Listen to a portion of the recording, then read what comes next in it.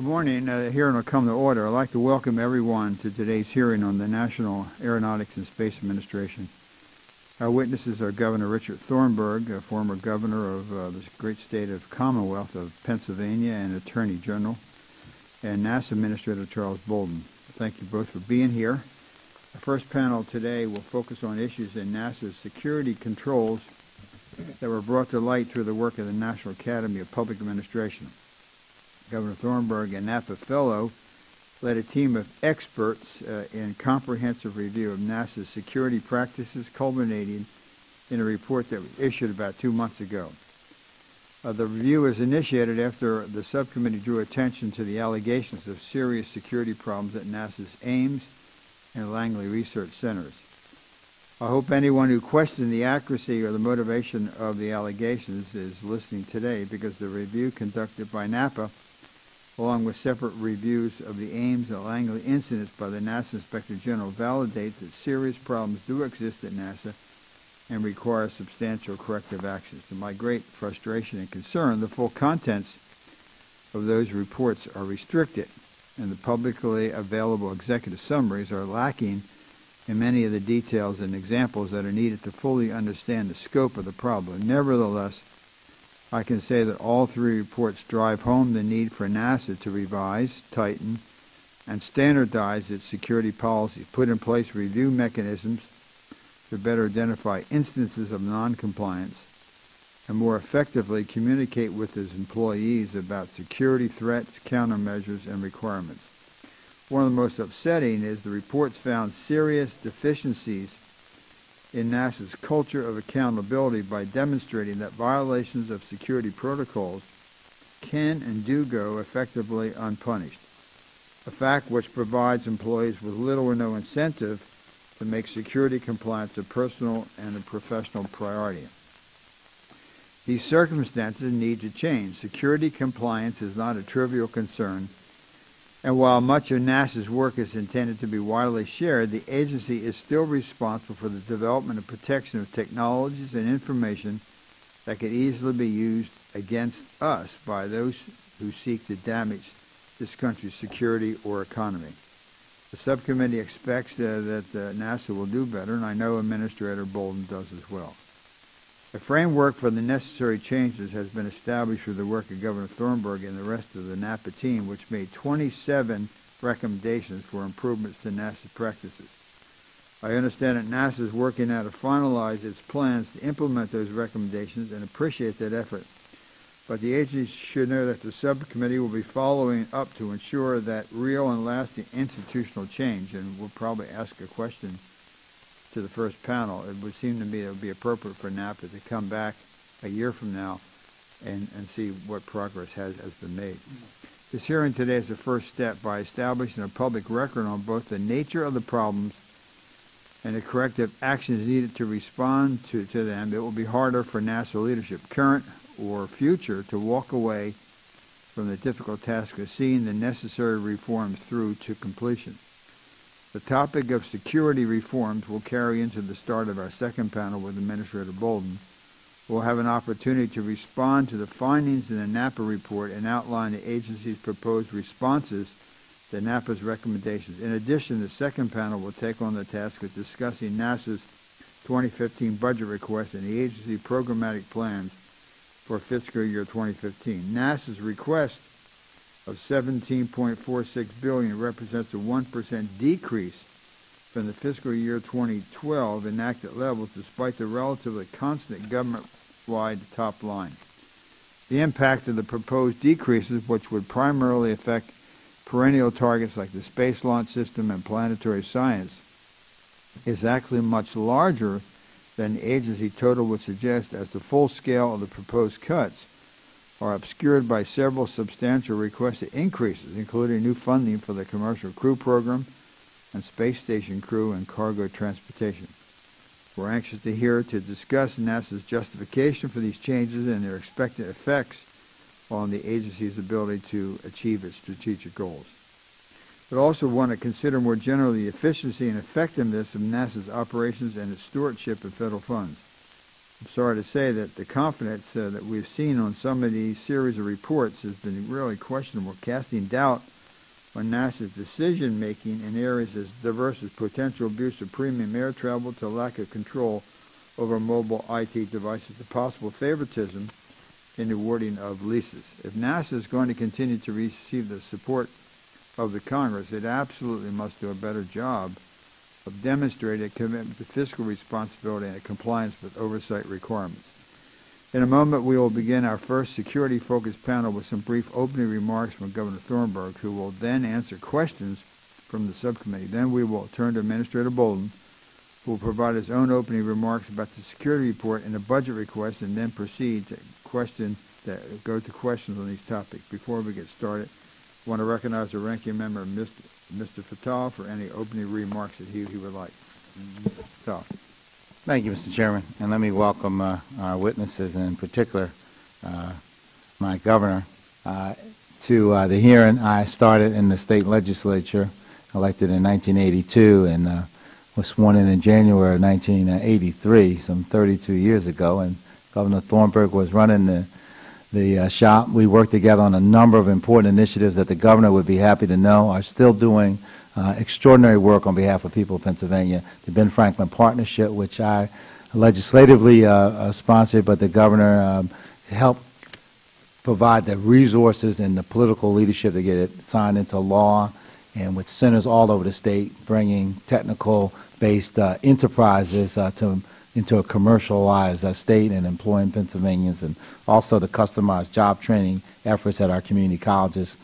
And we were just together technologically speaking for the Pro Bono Awards for the Legal Services Corporation, which had its event in Pittsburgh maybe 4 months or so ago. And the governor spoke by technological means, and so did I. Neither one of us were able to be there, but we did want to indicate our support for the work of the Legal Services Corporation. So I welcome you, and I look forward to your testimony. I want to note in my opening comments that the governor is going to say what I think we all agree to as Americans, that NASA is one of the most accomplished agencies in the United States federal government and one of the most respected agencies in the world. But more important to the point of today is that he points out in his written testimony that NASA in its leadership at every level cooperated fully with this analysis and review. And as we've seen with a lot of federal agencies, even those charged with top secret activities, that there are challenges with security. I referenced now the Snowden matter and other matters that have been challenging to our government over time. But this is an important contribution. I want to thank you for doing this work, and we look forward to your comments. And I also want to acknowledge the presence of the administrator from NASA and his top leadership team, and we'll be hearing from them shortly. So thank you, Chairman, and we look forward to the testimony and the comments back and forth. Thank you. Mr. Fattah. Governor, you can proceed.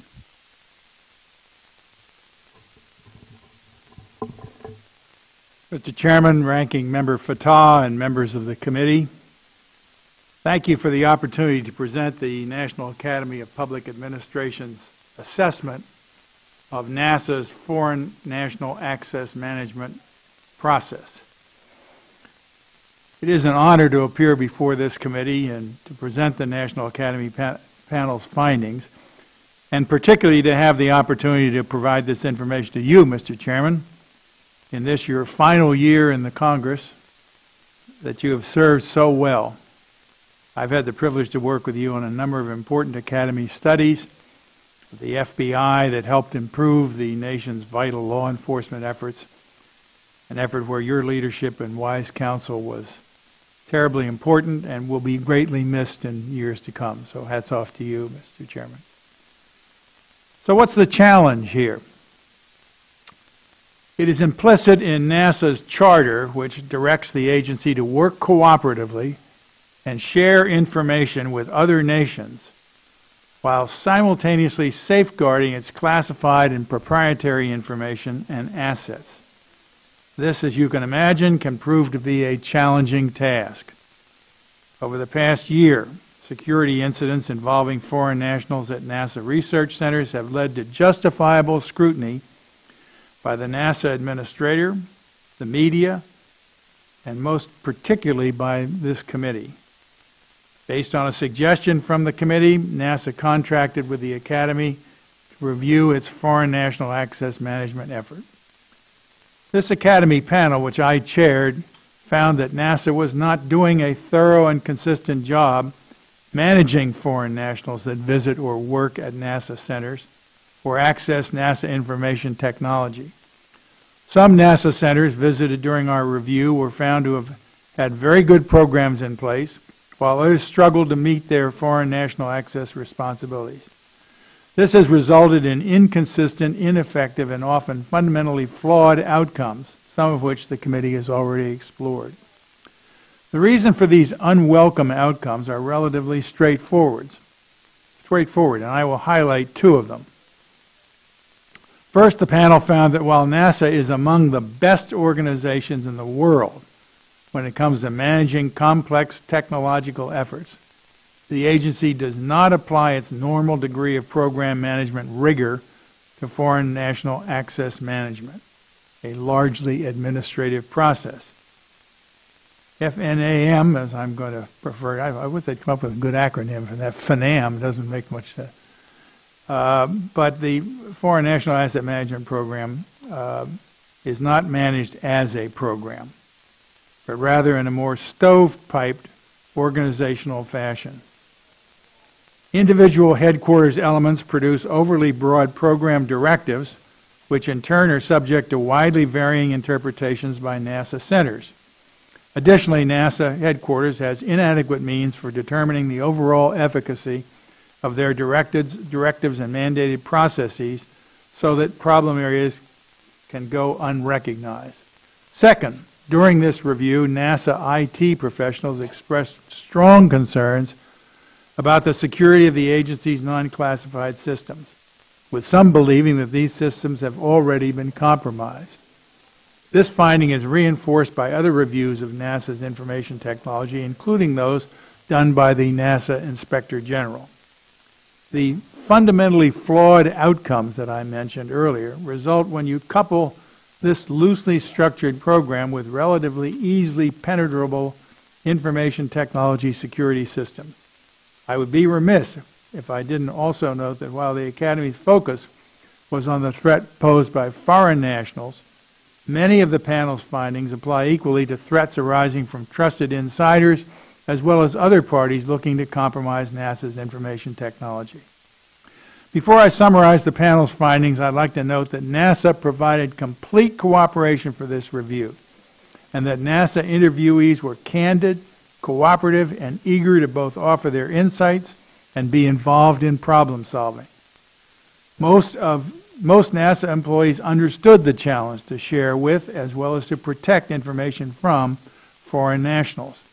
NASA senior leaders, including Administrator Bolden, were actively involved in and supportive of the Academy's review. The panel report describes a number of important steps the agency can take to improve foreign national access management and has proposed 27 specific recommendations, which I will summarize under 6 topic areas. First topic area is for NASA to manage foreign national access management as a program. That is, eliminate the stovepiped approach and provide some specific guidance. Second, NASA needs to reduce the flexibility given to centers to interpret foreign national access management requirements, primarily by writing a comprehensive and detailed operating manual covering all functional aspects of the program. Third, the agency should determine its critical assets and build mechanisms to protect them. This would begin with NASA compiling a comprehensive assessment of threats to its assets and establishing a board to manage the overall effort. Fourth, NASA needs to correct long-standing information technology security issues, including establishing clear, specific, and mandatory requirements for all centers to follow regarding remote access of their information technology systems and giving the NASA Chief Information Officer more control over IT operations in field centers. Fifth, change several aspects of NASA's culture. This includes reducing unnecessary competition between NASA field centers, ensuring individuals are held accountable, particularly when serious mistakes are made or important mandates are ignored, and to guard against the organizational tendency to revert back to prior lax habits once a problem has been deemed to have been solved and the tension of the moment has passed. The sixth and final area involves communicating the importance of these changes clearly, firmly, and consistently. The importance of security, the existence of real-world threats to NASA assets, and the need for improvements in handling foreign national issues have not been clearly and consistently communicated throughout NASA. Senior leaders must firmly establish and communicate their total commitment to an effective foreign national access management program that enhances cooperation while safeguarding information. In closing, Mr. Chairman, let me note that the Academy was pleased and honored to have the occasion to work with NASA and the committee on this review and to present our testimony today. I believe that we have provided NASA with a good template for building a more robust and effective foreign national access management program, and that the agency has the right leadership with Administrator Bolden and Associate Administrator Robert Lightfoot, as well as the commitment to make that happen. I recently reviewed NASA's response to our review and was pleased to note the consistent endorsement of the panel's findings and recommendations. By implementing the review recommendations, the panel believes that NASA will not only make mission and security improvements to existing foreign national access systems, but can also realize long-term potential savings by managing its foreign national efforts in a more efficient and effective manner. Having a well-run foreign national access management program is in the best interest of NASA, both in terms of protecting vital U.S. security and proprietary information, as well as capitalizing on the talents of foreign nationals. With the committee's support and oversight, I'm certain that the agency will build just such a program. With me today is Joe Thompson of the NASA staff, who put in long hours and important effort in bringing this report to fruition, and I've asked him to join me at the table here so that he can flesh out some of the answers that I give in a more comprehensive way. Thank you, Mr. Chairman, for providing us with this opportunity to share these findings with you. Thank you, Governor. The report's public executive summary contains a high-level discussion of your findings, but lacks the details and examples to put these findings into context and drive home their real meaning. Without being able to discuss those details and examples here, can you instead characterize the seriousness of the problems that you discovered at NASA? Can you confirm that the issues you addressed are not trivial and are in fact serious and important? Mr. Chairman, without question, these are insidious threats that are posed to the integrity of an operation that is bound by its charter to interact on an almost daily basis with foreign nationals. And I think that the more attention that's paid to the effort to ensure that our security and our technology is not compromised by access of foreign nationals, which is part of its responsibility, I hasten to add, but that steps be taken to ensure that that cooperation and that program is carried out in a way that's not going to have an adverse effect on our national security. Based on your personal knowledge or any formal evaluations that were conducted as part of the NAFTA teamwork, how would you compare the level of security enforcement and compliance at NASA with other federal agencies? That's a tough one, Mr. Chairman. I'm not sure I'm in a position to answer that. I would hope that in many respects that NASA is a model for other agencies. But I suspect that in the particulars that we've identified in our report as being detrimental to the integrity of the program, there are counterparts in other areas of government, but our charter didn't extend to that, so I can't really give you a responsible answer. Part of the accountability is punishing the guilty. Another part is ensuring that the innocent know that the guilty have been punished, which promotes confidence in the system and deters future violations looking forward. Spreading the word about ramifications, however, is complicated by legal requirements to keep private many human resource-related actions, such as demotions, letters, or reprimand, or denial of bonuses. What can NASA do to demonstrate the rigor and legitimacy of a system of accountability while still abiding by these human resources requirements? I think, Mr. Chairman, what we've pointed out in our review is that there is abroad within NASA in significant portions of its operations a feeling that there is no sanctioning process worthy of the name when it comes to these kinds of lapses. There are specific responsibilities imposed presently and would be increased under our recommendation that have to be enforced by having a monitoring, auditing process, if you will, that would identify and mete out appropriate sanctions to people who violate their responsibilities under that. These are not criminal cases. These are not things that you would want to investigate necessarily from that point of view, although I'm sure that there, as you know, there have already been criminal cases identified out of this. But I think what we're talking about here is the culture. Right. And the culture has to be one that recognizes that there's a price to be paid for failure to abide by the rules.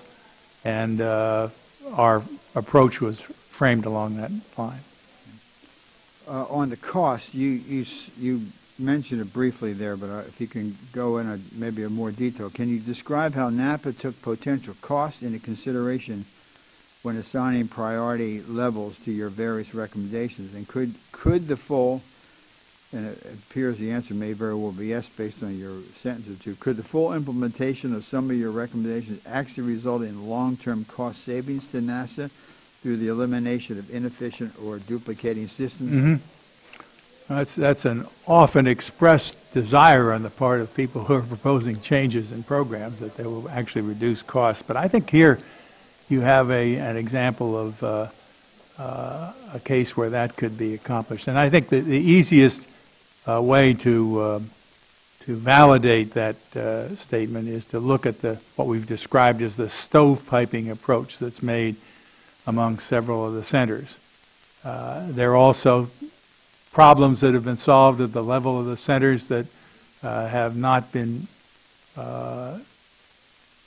shared or dedicated throughout the agency.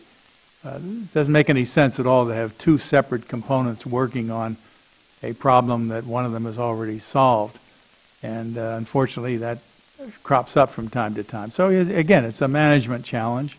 And given the esprit de corps that exists within NAPA and its staff, that direction, if made clear by those in authority, I'm sure would be followed. But too often now, because of this fragmented nature of the operation, any attempt to impose a uniform structure runs into predictable problems. But here, I think what we've recommended are all things that can be carried out without disruption, and as I've expressed the hope, could actually result in some savings by cutting down on duplication and the like. One of your report's findings was that NASA has a tendency to revert back to bad habits once a crisis has passed. What is the best way to ensure that doesn't happen in this case? Are follow-up assessments of NASA's progress a good idea? And we'll ask the administrator, but do you think it makes sense for the committee to direct or NASA to commit to perhaps give a year opportunity to come back and have NAPA, particularly since you have the basis for the understanding in the report to see if the report's been followed out? Well, obviously there is a tendency here as elsewhere to problems are sometimes out of sight, out of mind. If they're identified and not acted upon, their symptoms are going to persist and you're going to have additional difficulties down the road. Clearly, in an exercise like this, where we have undertaken to identify problems and propose some solutions, and audit function somewhere within the government has to ensure that either those recommendations have been followed and implemented, or there's a good reason why they haven't been followed or implemented. And the chairman will recall, I'm sure, the modus operandi that we used in connection with the post 9/11 FBI matter, where initial report was undertaken, followed by a series of more tailored responses to particular problems.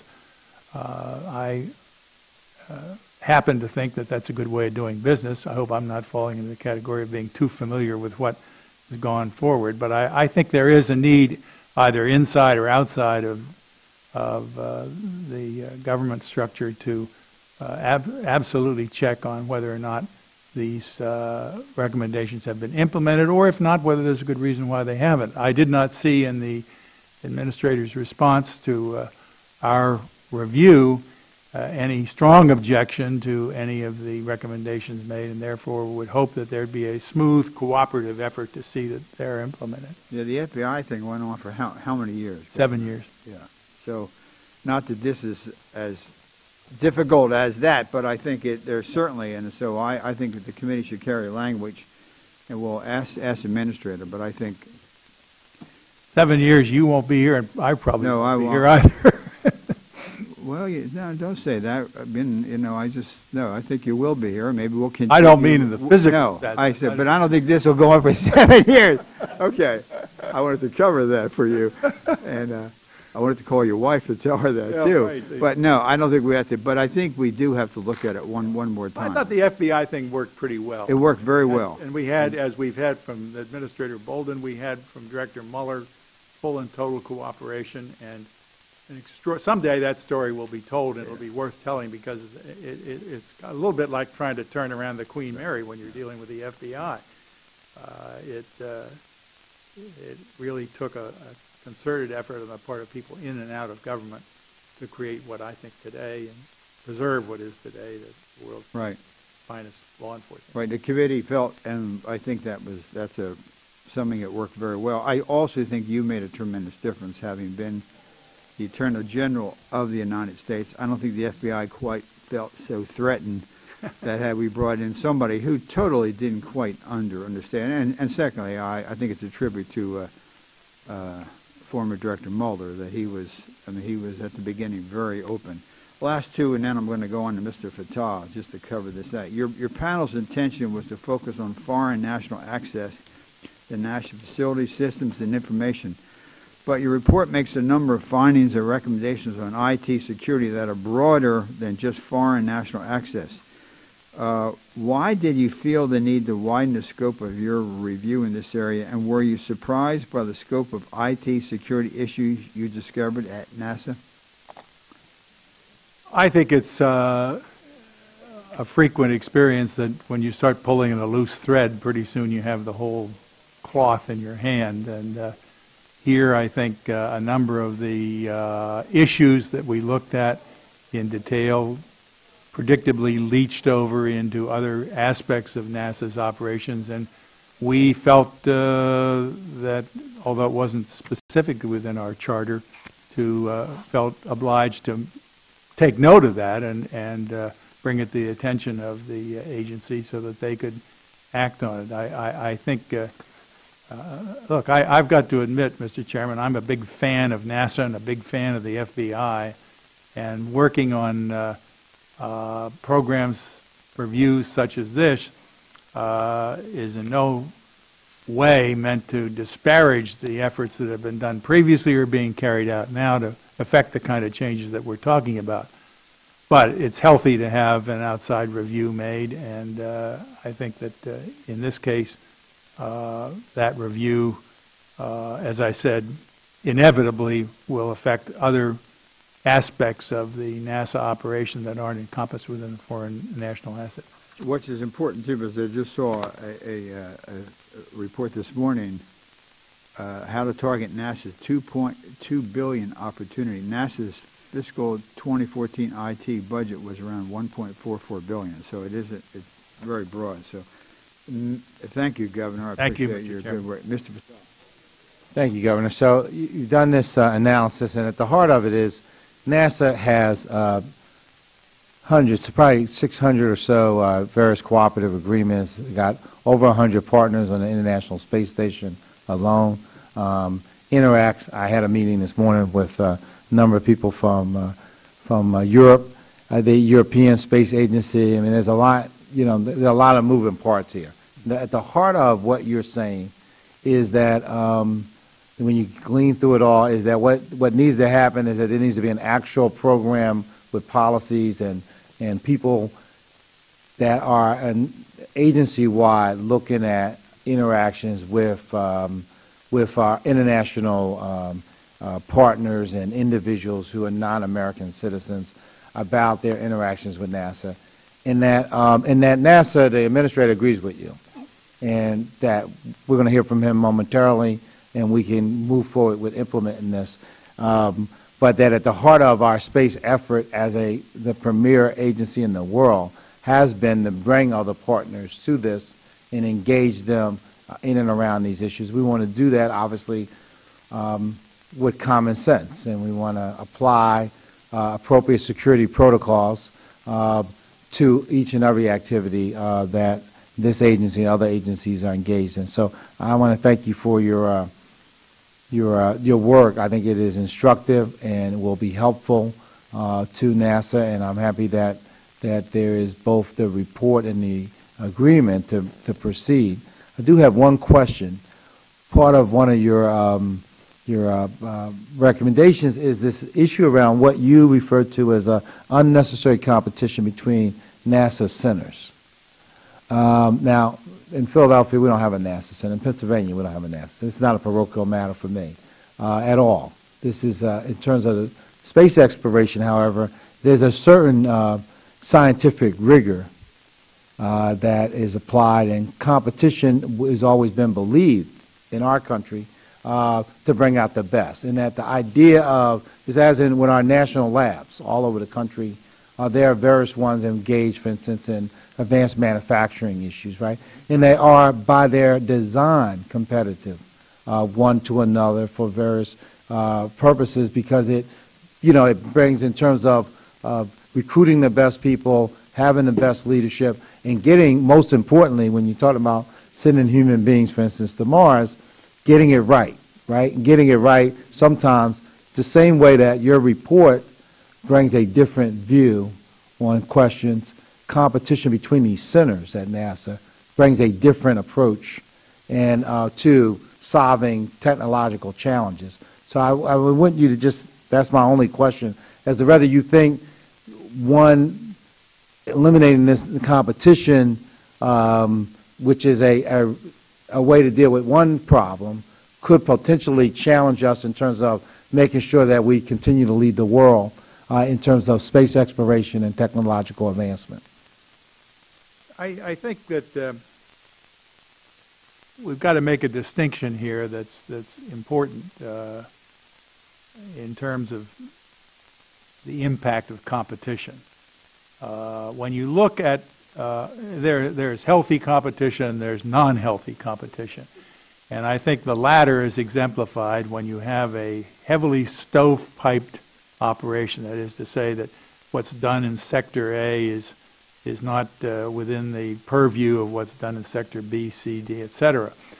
And the worry is that with that kind of effort being expended to ensure that a particular operation is number one, could well better be spent on efforts to secure real cooperation. At the very least, to have a clearinghouse to ensure that potential competitive forces that might exist down the road are checked and reined in before they carry the day. The problem of stovepiping is compounded by the problem of competition. Let me put it that way. I think that to that extent, not only as you pointed out, are there savings available, but there's also a cultural change. The matter of dealing with this problem of competition is a challenging one, and it's going to require some extraordinary leadership to break down some of those walls that exist when you've got an operation that is stovepiped. And I suspect, would be very surprised if the administrator didn't agree with us fully and wholeheartedly that this kind of... I think he does, but you know, I think it's the Fellsian mind, right, is about holding two intellectually opposing views at the same time. And I just want to challenge, I know that the administrator agrees, I still want to challenge the point. Joe, can I ask you a question? So what is the utility, the positive side of the competition between the NASA centers for the mission of NASA? If I could, I think the important distinction is when you're competing in technological areas as opposed to administrative processes. And I think that's the distinction the panel drew, where competition does improve the breed and when it comes to developing technology. But when we did our study and we visited these NASA centers, we'd see a center struggling with an issue that another center had already solved with the same exact process in front of them. And we didn't see that sharing. And the reluctance seemed to be that in one case, you know, there's a lot of competition between NASA centers. I don't think that will surprise anybody on the committee. That, you know, a reluctance to share information will strengthen someone else, and a reluctance to say I need help will make me look weak. So I think that kind of psychology was driving what we refer to, what the panel referred to as unnecessary competition. So, a lot of competition is good, but... All right, so I visited NASA headquarters, right? I'd say a year ago. And I sat in on one of these reviews where they had everybody from all the centers. Nobody knew I was coming, so you know, it wasn't put on for me. This is a regular meeting in which they went through issue by issue area, and they had all the center directors, had all the top leadership staff. It seemed to be a very, you know, rigorous and sharing process in which people were talking about how they were solving problems. So I will dig into this a little bit more. I want to thank you for the report. Thank you for your service to the country, and I thank the chairman. I yield back. Thank you, Mr. Fatal. I just want to stress again, we've tried to be very delicate on this, but if you read the report, the governor's report, it said the Academy found there is little accountability for noncompliance when identified through specific incidents or periodic assessments. We're going to submit this for the record at this point. Another thing he says, due to the fact that NASA's system lacked the necessary controls to protect information, allow foreign nationals access to the networks, and allow remote access, the panel concludes that NASA networks are compromised. It goes on to say NASA's headquarters, officials, and center directors have not, NOT, adequately communicated that strict compliance. Another thing said directives and orders can be seen more as guidance as opposed to mandatory policy. Another thing says after fixing a problem, the agency has a tendency to lapse back in. Another one says a number of the NASA leaders also noted the agency tends not to hold individuals accountable. Another one says certain NASA centers take a more laissez-faire approach with training. And so on and on. So at this point, I mean, this is not just, you know, I think a lot of this should have been released. But then NASA said we shouldn't do it, and I took them at their word. But it's a serious, this is not, is it just a little competition between the junior varsity and the varsity? This is serious.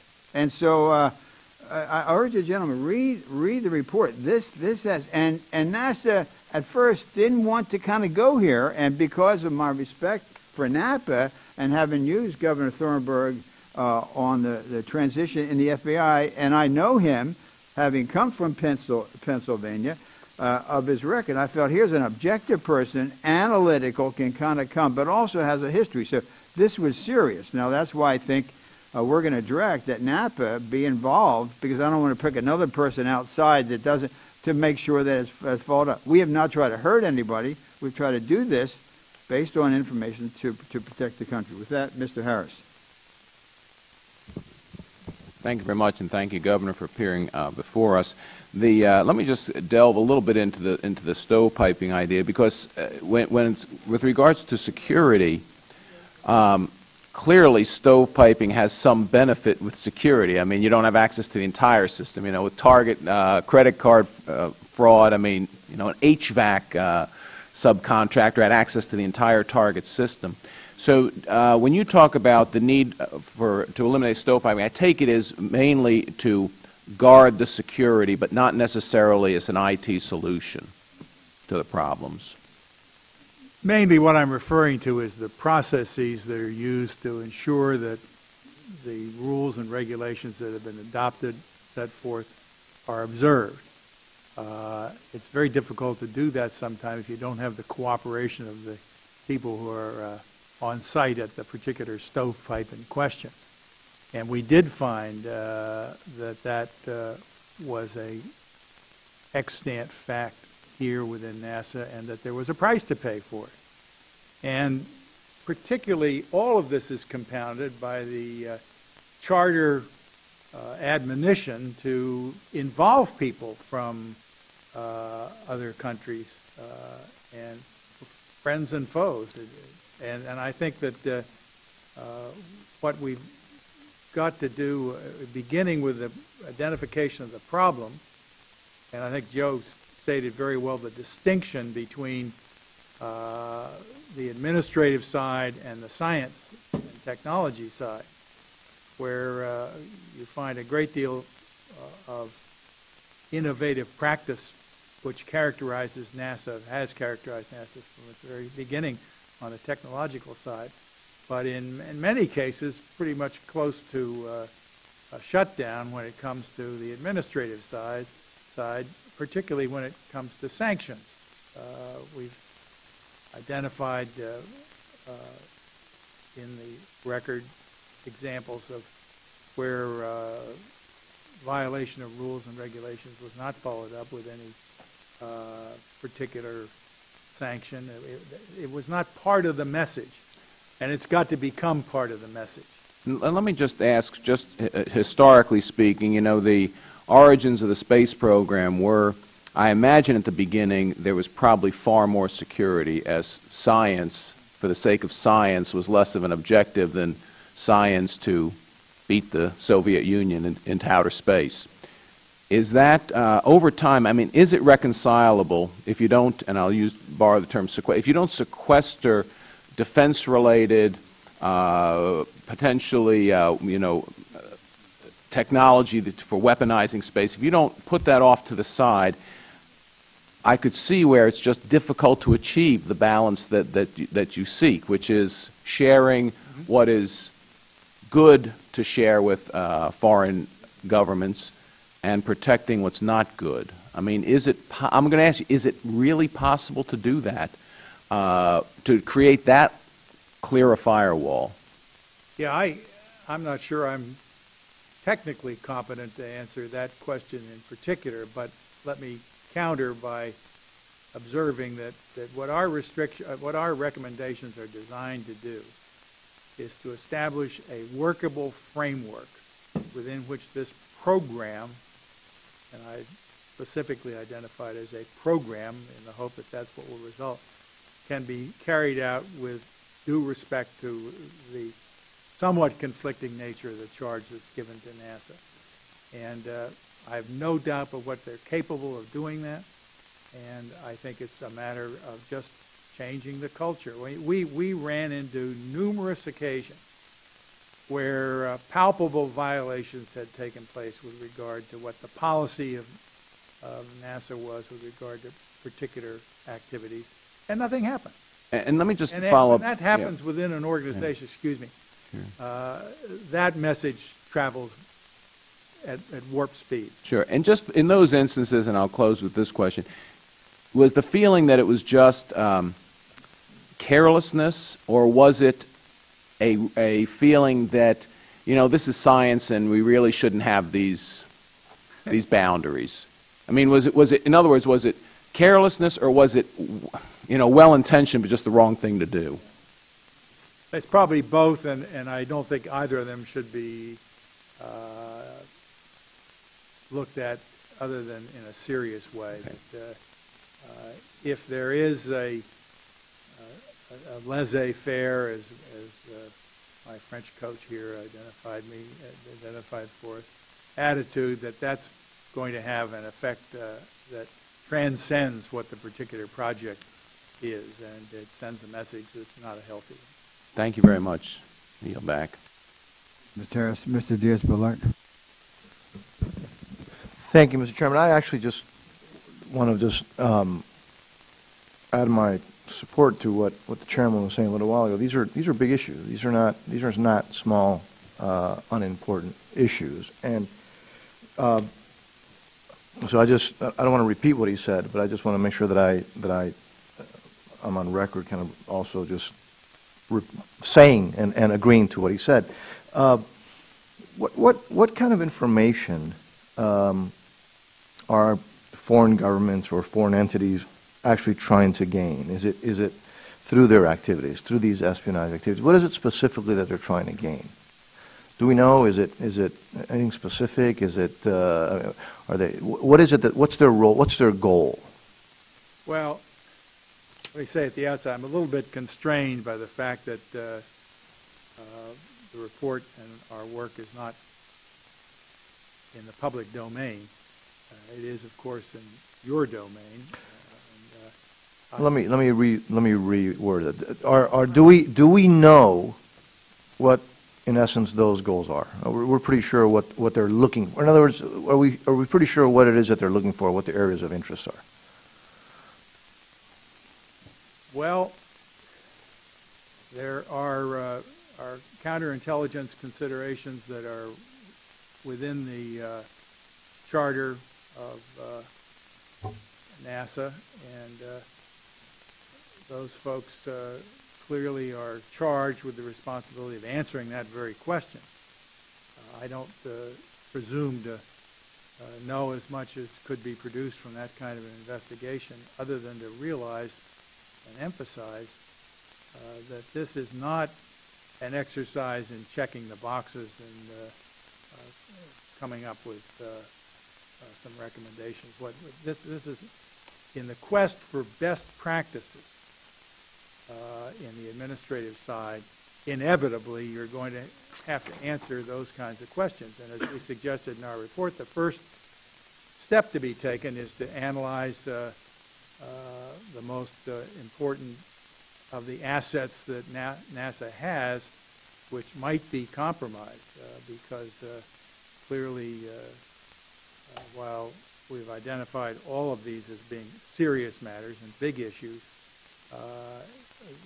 it doesn't involve any kind of magic with regard to determining where the primary effort should be put, but it does require a recognition that these are important matters and a respect for the protocols that have been adopted from time to time, and a review of those protocols from time to time to see that every step possible is being taken to protect our national interests. Governor, just if I may, Mr. Chairman, just very briefly, and it was already touched upon, but the fact that some of the findings say that the counterintelligence awareness briefings do not seem to be a priority, and that counterintelligence and awareness and education at the centers and at headquarters varies greatly, with some being ineffective. Are you convinced that will change? And is it something that, again, how much of a priority is it to you and to leadership there? Well, I think it's a high priority in terms of the recommendations that we've made. As to whether they're implemented or not, I think you'll have to ask the witness following. He's nodding his head vigorously, so I'm sure that that's going to happen. The important thing to recognize here is you've got a real world that you live in out there. And that real world is made up, to be sure, in part of people for whom it is productive for us to cooperate, productive for us to share information, productive for us to follow the same kinds of paths that they are in their research on highly technical, substantive matters. But it's also important to realize the kind of world we live in and the shifting allegiances that we have among some of our prospective foreign partners. And prudence, it seems to me, if nothing else, dictates that you have a program where you have systematized your quest for rooting those people out or shutting practices down that give rise to sharing of the type that we're not really willing to undertake on our own. Thank you. Thank you, Governor. Thank you, Mr. Chairman. Mr. Culberson. Thank you, Mr. Chairman. Governor, thank you for your work on this really important problem. To y'all's knowledge, has anyone been held accountable at NASA for their breaches of these policies and have they been held accountable in any way? Within the NASA organization? Yes, sir. Not to my knowledge. I'd have to ask Joe. Can't speak for it. I don't know. No consequences of any kind that you're aware of? Not that we know of. And on the contrary, a kind of an uneasiness among key staff people over the fact that things have happened that have not gone. Sure. Haven't been sanctioned. That's a lot of wonderful people at NASA, a lot of patriots. Absolutely. Yeah. Devoted public servants. That's always the risk when you begin to carry out a review like this. Sure. It doesn't reflect on the incredible work that NASA has done over the years and that it has on its agenda now. Absolutely. But we're a National Academy of Public Administration. We're not a National Academy of NASA. And when we look at public administration questions of the type that we've discussed here this morning, we do find deficiencies and have made recommendations accordingly. You're looking for best practices. Yep. We would hope. Right. Not sure that's always the case. Stovepiping is, right. is the big enemy there. I mean, to my knowledge, no one's been fired yet for 9/11 or held accountable. I can't think of anybody that's been fired for 9/11 or held accountable. It's an appalling characteristic of the federal government that the utter inability of the agencies, the bureaucracy, to hold anybody accountable. And you always want to reward folks for doing a good job, but as would happen in the private sector in a heartbeat, nobody's held accountable. It's difficult to reward folks. Intensely frustrating. And as you point out in your conclusions, the agency has a tendency to lapse back into old habits once the spotlight's off. It's just grim. I'd certainly encourage the chairman to find an account somewhere, somehow, that is of importance to the agency and fence it off until the agency comes into compliance with your recommendations and make sure that you guys are brought into this in the future.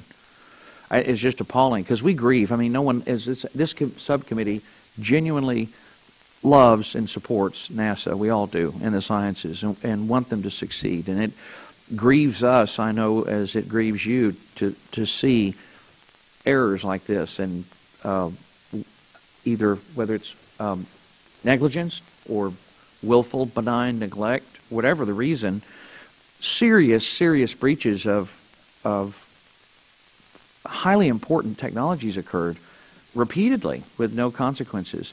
If the question is, what have they done, what's the purpose of the breaches, something you can't necessarily answer in this public setting. I can certainly, on my behalf as an individual, based on my own personal knowledge, and I've been an amateur astronomer since I was 12 years old, and I grew up in Houston, Texas.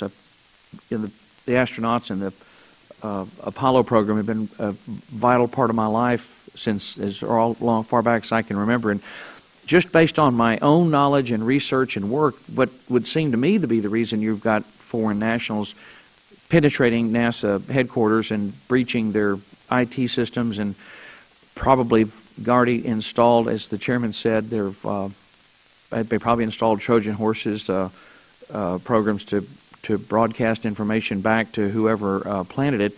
I can tell you, based on my own knowledge, that, for example, one of my hobbies is observing artificial satellites, and I subscribe to a network of amateur observers around the world called CSAT, SEESAT, and these guys are serious. And the brass ring is if they spot the rocket when it comes over the horizon just after it's launched. And one of these guys actually did the analysis and tracked the North Korean launch of December 12th of 2012. And the North Koreans very few people know this, but it was out there in the public arena. This guy broadcast. He was from British Columbia, and he did the calculation. And the North Koreans launched an intercontinental ballistic missile that carried a payload, and it flew right over Florida, the southern United States, on its first pass. Flew over Michigan, flew over South Carolina, flew over, I'm sure it's one of its second passes, it flew over Pennsylvania. But it's terrifying when you see what they've done. And the only reason the North Koreans are doing it, of course, is to carry, it's just, logical, one of their nuclear warheads and set it off over the United States at an altitude of 30, 40, 50 miles, and then you've burned out every electrical circuit in the United States and driven us back to the year 1813 in a flash. And the North Koreans, the North Koreans have demonstrated their ability to hit the United States with a nuclear weapon, with an intercontinental ballistic missile. And the North Koreans' number one ally, number one source of funding and support are the Communist Chinese. And the chairman is quite rightly, over the years, zeroed in on the threat from the Communist Chinese and their aggressive attempt to dominate the high ground, because outer space is the high ground of the 21st century. And for us to surrender the high ground would be as idiotic as if General Meade had deliberately walked away from Little Round Top at Gettysburg. It just makes no sense. The Chinese today control 98% of the world's rare earth elements, and the place that they landed on the moon is one of the most densely, there are more rare earth elements in that location where they landed that unmanned spacecraft than anywhere else on the moon. So this is not, these penetrations are not, if anyone at NASA thinks this is being done and that, well, it's science and we need to be able to share, maybe a little benign neglect, let these guys come in and look. This is deadly, serious, really dangerous stuff. The North Koreans are crazy, and they've said flat out we're still at war with them technically. There's just been an armistice, and they've already said they're going to use their nuclear weapon against us as soon as they get a chance to do so. They've already demonstrated they can do it. They've overflown the United States. That payload is still in orbit, and they just did another test, I think, recently. So it's of immense concern. Is a vitally important report that you've prepared, and I just genuinely thank you for the work that you've done, and thank you, Chairman Wolf, for your attention to this, and keenly interested to hear from the NASA administrator about what the agency will do to not only hold people accountable and for their breaches, but obviously to reward those, because it works both ways. Folks that do a great job, you want to see them rewarded, but those who have violated their own internal procedures, I was really interested to know what they've done to hold them accountable. I genuinely appreciate what you've done, sir. And if I could, just in closing, could you, if you could, what in your opinion would be a worthwhile? What came to your mind as you went through and prepared this? What would you recommend to the committee and to the Congress to do to make sure that we repair these breaches for the future? What could we do to help minimize the chance this will happen again? I think careful, critical examination of this report and the administrator's response will suggest a path that should be followed not only in the Congress but within the agency itself to solve some of these problems. And they are serious problems. I hope I didn't leave the impression that I regard them as anything but serious. The fine distinctions have to be drawn, to be sure. For example, I mean, if you've got a criminal enterprise being undertaken by a foreign national or by his or her government, that's quite a different matter than the management challenges that we're talking about here. On the other hand, the management challenges would be meeting those challenges would be important contributors to helping to create a kind of a safe haven for those things that the crown jewels, if you will, the things that you really want to protect. Those have to be identified and particular programs undertaken to see that they're protected from any foreign intrusion. Thank you very much. Just one quick question, Mr. Chairman. Who classified the report as sensitive? NASA? NASA, yes. Yeah. Sensitive because it's embarrassing. Thank you, Mr. Chairman. Governor, I want to thank you and also Mr. Thompson and the NAPA people for the great job, and thank you for your service to the country too. Thank you. As always, we stand ready to respond to any further interest that you have in drawing on the experience. We will. We'll do it. Thank you very much. Consistent with the subcommittee's practice for all federal witnesses pursuant to the authority granted in Section 1, we're now going to call Administrator Bolden to come forward.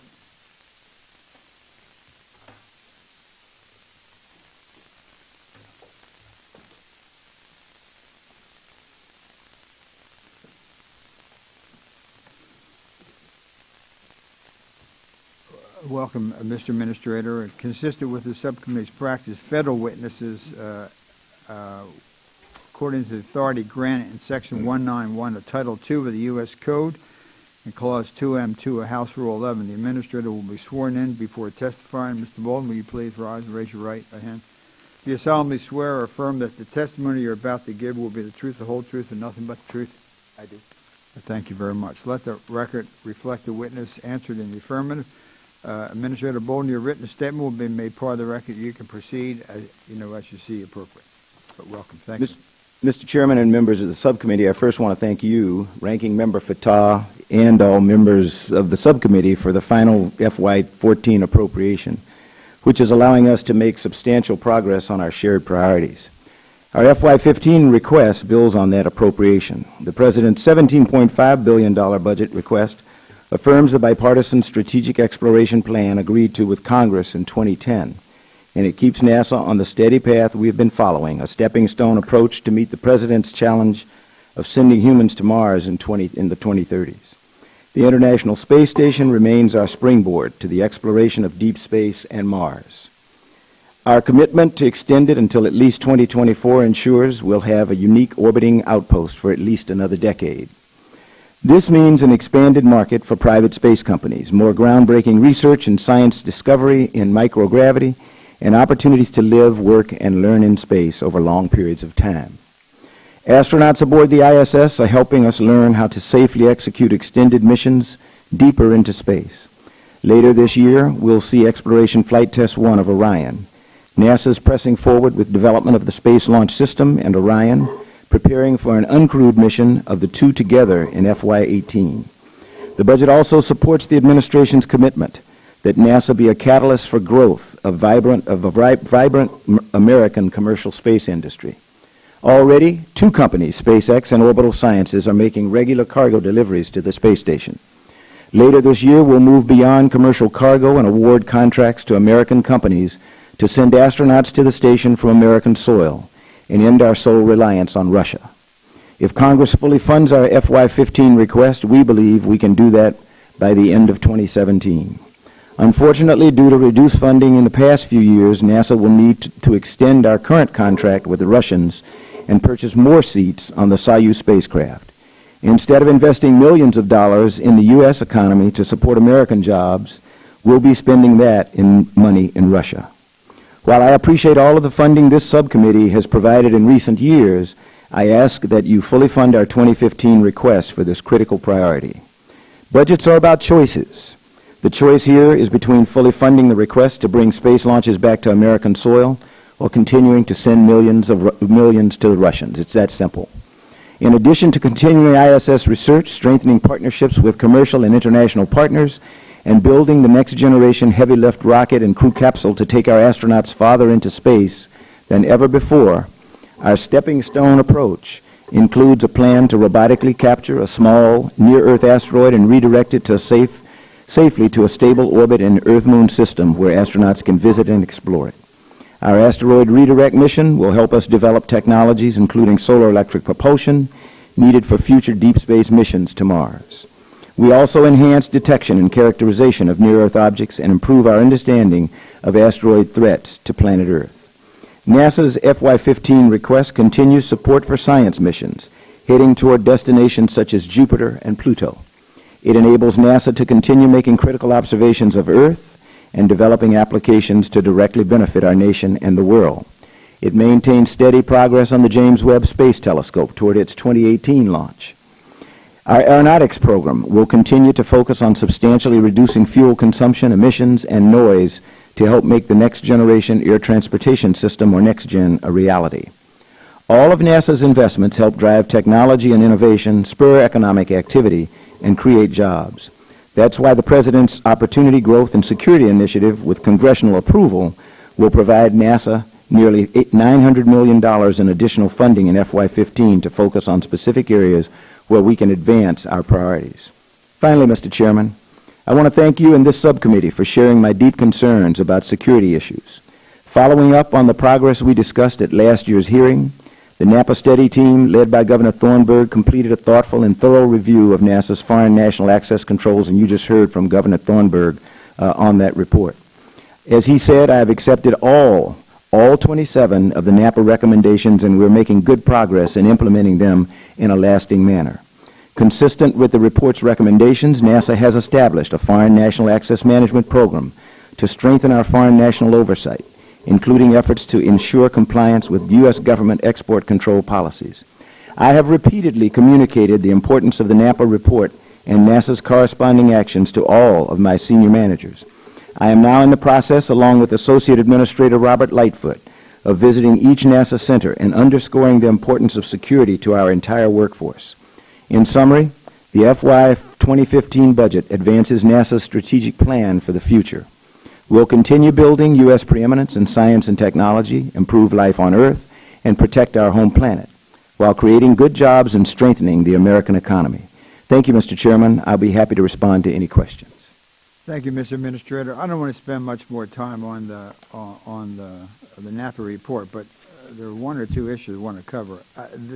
The designation is sensitive but unclassified really was a blunt instrument because it covers the entire 140-page report except for the 4-page summary without regard to the specific contents of any particular paragraph or page. I believe that a more tailored redaction of the report would have resulted in substantial portions of it becoming releasable and therefore open for a detailed discussion today.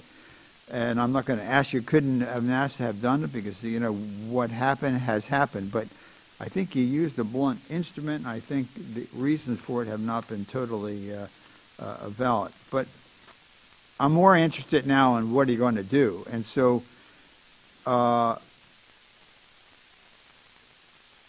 you have not to date requested any additional resources for security in FY15 budget. I want you to know that we are fully prepared in order for you to follow the NAPA report to reprogram, and not to wait till next year, but to reprogram. So what funding bill will be required to ensure full compliance with NAPA recommendations? And will there be a reprogramming? What are your plans? How are you going to move ahead? Not just say you like it, it's a good idea, but beginning, you know, the hard work begins, you know, Monday morning. What are we going to do? Do you need a reprogramming? Do you have a funding stream? How are you going to move ahead? Mr. Chairman, no one was more concerned about the vulnerabilities that were identified, first of all, within NASA long before the NAPA study was even requested. We knew we had some vulnerabilities.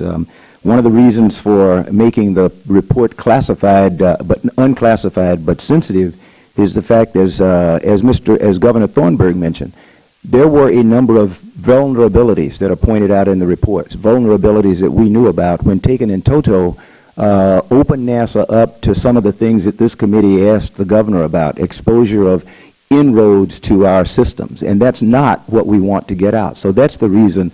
It wasn't embarrassing. I was disappointed that we found that we had vulnerabilities that I had not found when I first became the NASA administrator. But I think if you listen to Governor Thornburgh and if you read the report very thoroughly, he gave us 27 recommendations. We sat down with the board. We have been working with them from the moment, even before the report was put out. They gave us a prioritized list of recommendations based on risk, and they classified them in two groups. One was life cycle cost. How do you divide it into what's going to cost over the life cycle of the agency? And then the other one was initial cost, short-term budget considerations. We looked at that, and the first 6 we agreed with the board could be done right away with no additional funds, and we're doing that. We have established a foreign national Access Management Office. We are in the process of putting out a solicitation for someone to head that office. Until we do so, the person who worked with Governor Thornburgh and the board is the acting program manager right now. We have put some additional civil servants as well as contractors on taking actions to accomplish these first 6 goals, and those are just by reallocating people within the agency. We don't know how much money is going to be needed to get to the other 21 recommendations, but it is our intent that if we find after we see what the 2015 budget is going to be, we don't know what 2015 is going to hold. You may put a lot of money in there for IT enhancements, and then I don't have to worry about coming in to ask for more money. So until I see what the 2015 budget is going to be, I see nothing to ask for any adjustments. We are doing things right now by making internal moves of our people and internal moves of our money. We have spent funds. We have reallocated funds that would have been spent on other things to take care of those first 6 recommendations, and that we will continue to do that. So I share your concern. I share Governor Thornburgh's concern. I think if the members of the committee who were here heard him, he said we have been working like this, all through the formulation of the report and ever since the report. We promised him and the board that we would interact with them a minimum of every quarter. We will give them a status of the progress we're making. So your request that they should come back again, I think we've already taken care of. We're going to them. We're not waiting for them to come back. We're going to report to them every quarter on our progress. If they see that we're not making the progress they expect, I am certain they will tell us that. And then we may find that we need to ask for some adjustment earlier than possible. But I think we're taking aggressive actions to remedy problems that we found.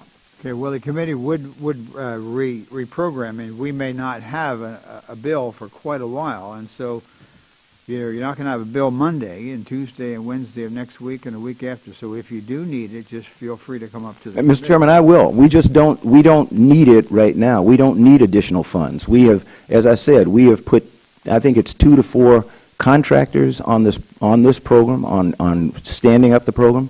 We have taken some civil servants who were in the Office of Personal Security who are moving over to take this, so we don't have a need for funds right now.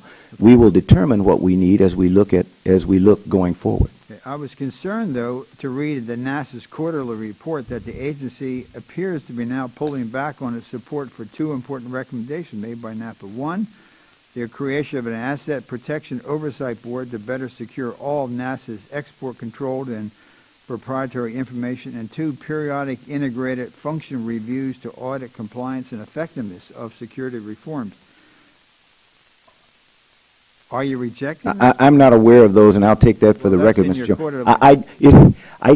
I don't know. I will take it for the record. You don't want to do what was in your... I mean, I don't. No, Mr. Chairman, as I said before, my intent, we agreed with all 27 recommendations, and we have committed to follow those recommendations and comply with them. So that's why I say I'll have to take it for the record. If you have something that shows that I have changed my mind, somebody needs to tell me. I have not changed my mind. Yeah, we'll show you that at the end of the hearing, and you can just tell the people whoever wrote it.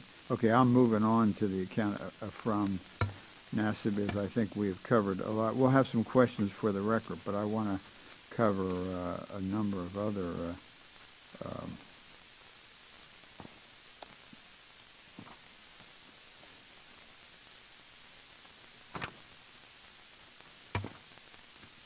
NASA's proposal for an asteroid retrieval mission, ARM, remains vague, which complicates the committee's ongoing attempts to evaluate its merit. For example, NASA is already revisiting one of the fundamentals of the entire concept by considering the possibility of breaking a small piece off of a larger asteroid rather than capturing a small asteroid in its entirety. When will you have a final mission concept proposal available for Congress? Also, how much is included in your fiscal year 2015 for the mission? Mr. Chairman, we requested in the 2014 budget $105 million, which we are spending. We requested a slight increase in 2015. I would refer the committee to either screen here because I think it will help me explain the concept itself. And we have not changed anything in the concept development. You made the comment that we are already backing down on the concept of retrieving a small asteroid.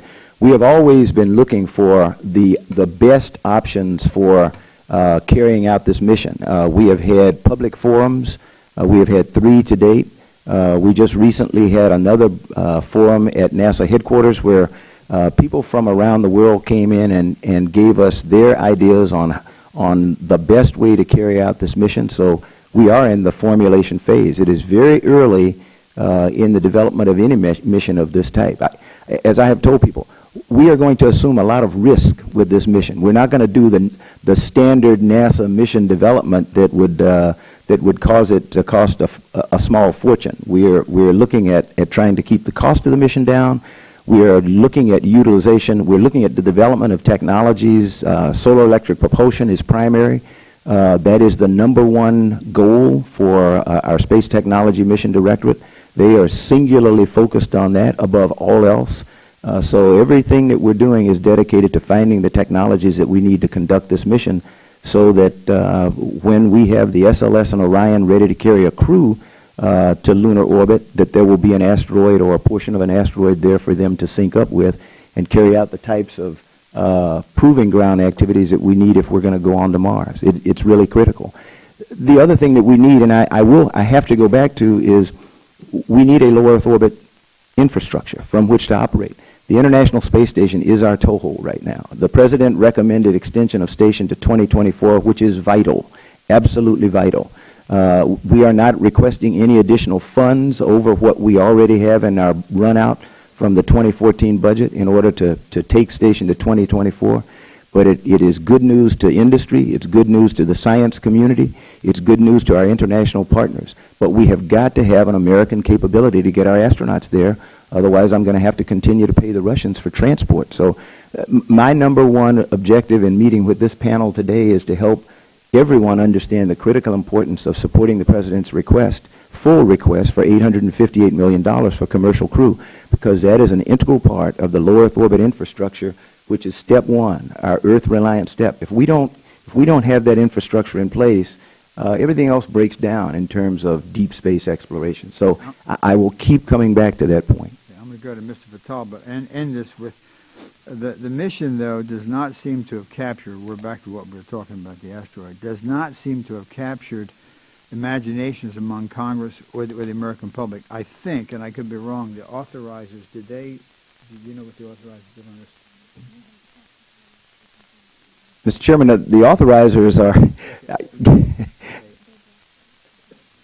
Their draft bill, Diane said the draft bill would prohibit. Go ahead, and then I can finish, or if you want to go. No, I would love to hear where they are today, because the last time I talked to them, I'm hoping I can find out where they are.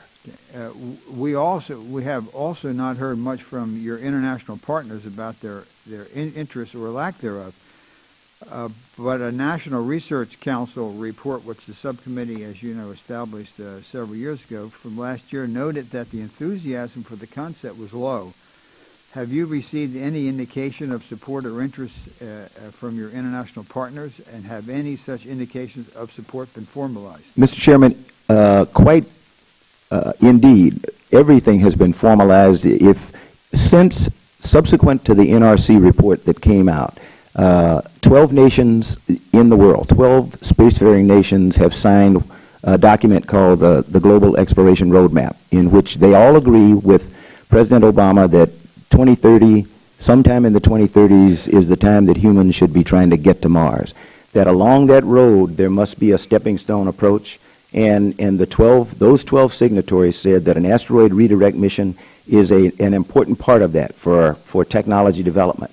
That we still need, there is a need to go to the moon, that there will be commercial interest, there may be international partner interest in getting back to the moon. The U.S. never left the moon, by the way. We have been there from the days of Apollo, and we remain there today.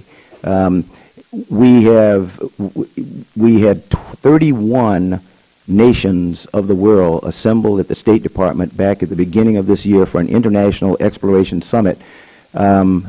31 nations of the world sounds like some interest and enthusiasm to me. What was most impressive in that forum, that two-day forum, was the number of nations who would not otherwise have had an opportunity to participate in exploration, saying how excited they were about joining the United States and our other partner nations in pursuing such a bold goal as to get humans to Mars. They wanted to know, how do we get involved? How do we become a member of the team? How do we get involved with the asteroid redirect mission? I mentioned the forum that we had last week. I would encourage all of you to Google junior high school, Raleigh, North Carolina asteroid, and you will find the most incredible video about a team of 7th grade students who, over the past year, have identified, using the data that NASA and other nations have made available, identified 4 new asteroids. I'd say that's pretty interest. That's interest that we did not see before. So I disagree with anyone who says that there has been no interest generated in this mission. Mr. Patel. Thank you, Mr. Chairman. Thank you, Mr. Administrator, for your extraordinary service to our country. Just to, for the record, and obviously you know of your great work, but I want to put this on the record for the Congress. Now, after graduating from the Naval Academy, you flew over 100 combat missions on behalf of our country. Sure. And after you went into the astronaut program, you returned after your last shuttle mission to our armed forces. You went back into active duty with the Marine Corps as a deputy commandant midshipman. And then you were the Deputy Commanding General in the 1st Marine Expeditionary Force in the Pacific in 1997. And you were the Commanding General of the 1st Marine Expeditionary Force in support of Operation Desert Thunder in Kuwait. And you were promoted to your final rank as Major General in 1998 and Deputy Commander of U.S. Forces in Japan.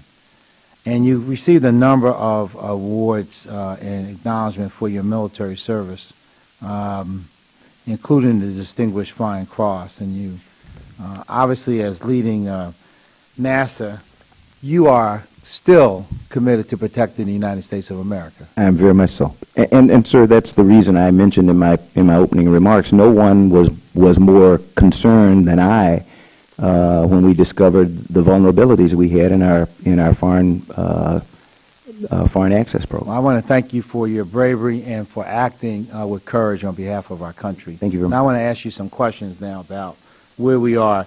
Given the situation, we had 2004, after the shuttle disaster, there was a commission set up by and conducted a review.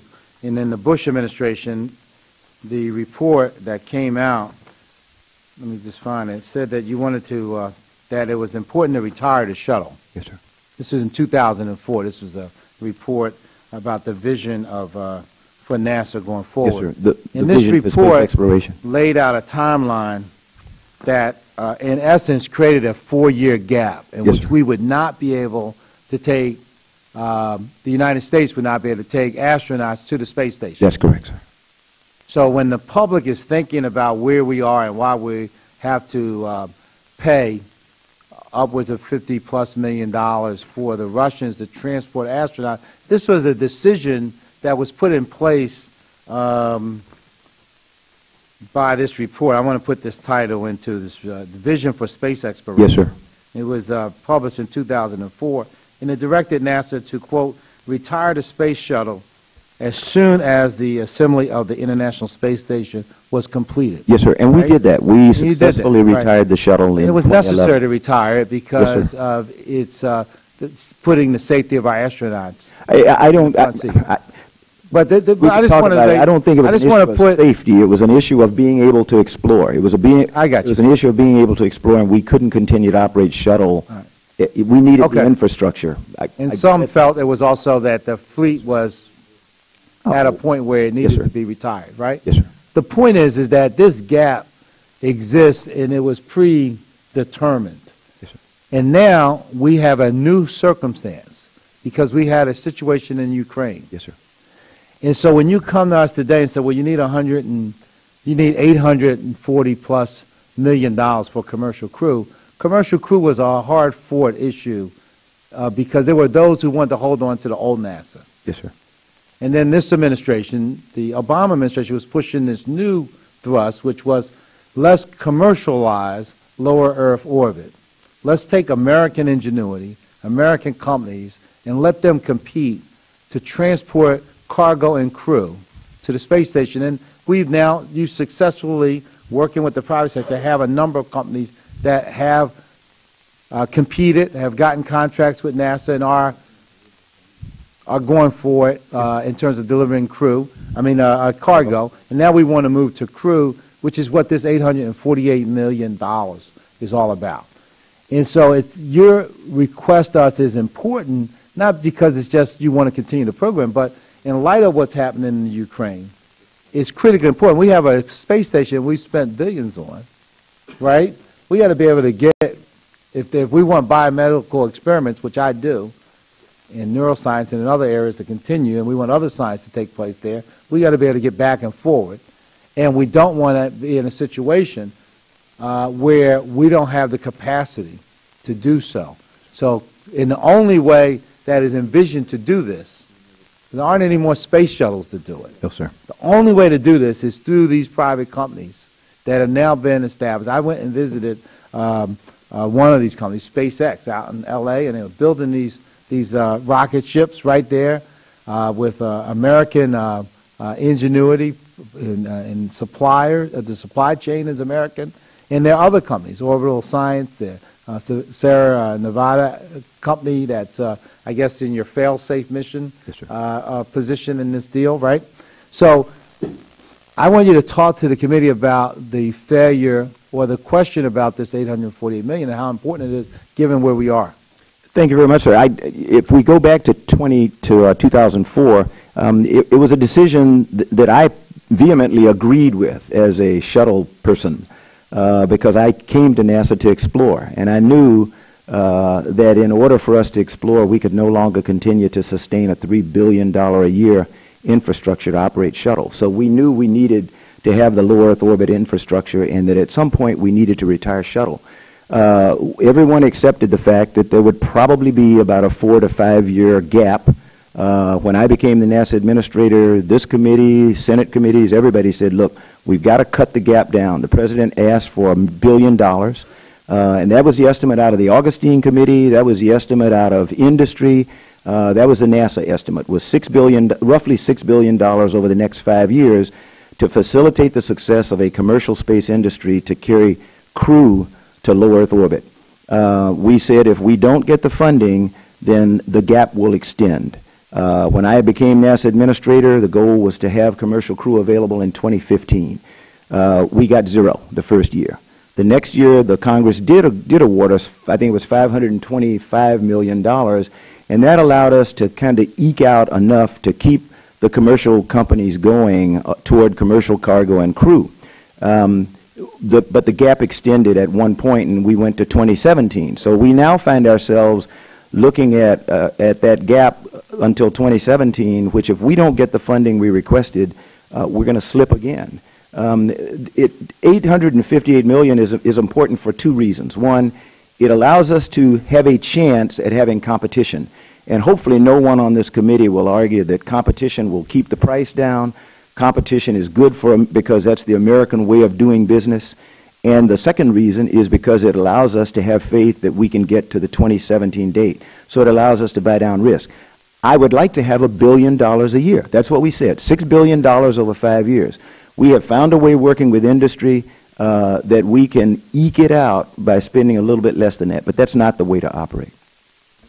All right, thank you very much. And one other challenge around deep space or travel to Mars is technology. Yes, sir. And that's another part of this budget I'd like you to spend a minute with, because we don't have the technology to send human beings to Mars. There are things we don't yet know. Right. And I think the committee should have a series of charts that we gave them. And if you look at one of those, there are two matrices, and I think Mr. Culbertson has one of them, and it's labeled, one is labeled what we get from the various missions. One looks like this. It's the ISS and ARM provides first steps to Mars. This is a chart that lists technology developments that will come step by step. One with the International Space Station mission, and it shows you what we're accomplishing from that. And then what we'll get from the asteroid redirect mission, what we'll get from the Mars orbiters that we have. There's another set of charts that show you the medical hurdles to getting humans to deep space, and it shows you how we're buying down risk bit by bit with every International Space Station increment, with a flight in our proving ground where we develop more robust environmental control and life support systems, and that's the one that's called Human Exploration and Operations Human Research Program Integrated Path to Risk Reduction. So we've had these matrices looking at risk reduction for a number of years. We continue to be asked, what's the roadmap? Where are you going? This is a pretty detailed roadmap of how we're going to do exactly what you're talking about. We have human risks that have to be retired. We have known this. This has been vetted by the National Research Council and other outside organizations away from NASA. We have had our technology development roadmap that has been vetted by the National Research Council. That was done the first year that I was the NASA administrator. So we've been on this path since 2009. I can't help that people want to refuse to accept the fact that we are on a progressive, step-by-step path to get humans to Mars in the 2030s. And technology development is critical. Solar electric propulsion we need.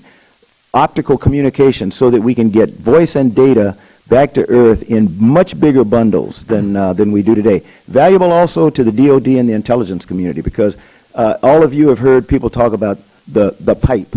The U.S. has little pipes for getting pictures and imagery and everything back down to Earth from space, from airplanes and everything. We're trying to develop the technology to...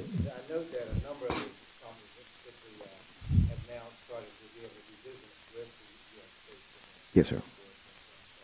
So NASA is helping in that respect too. But I just want to close with this because we're going to move on. I was on the missile control floor at the Jeffrey Parker Laboratory on the day and at the time, and at the moment, which the Mars rover landed on Mars. It was, I think, captured the imagination of the entire world.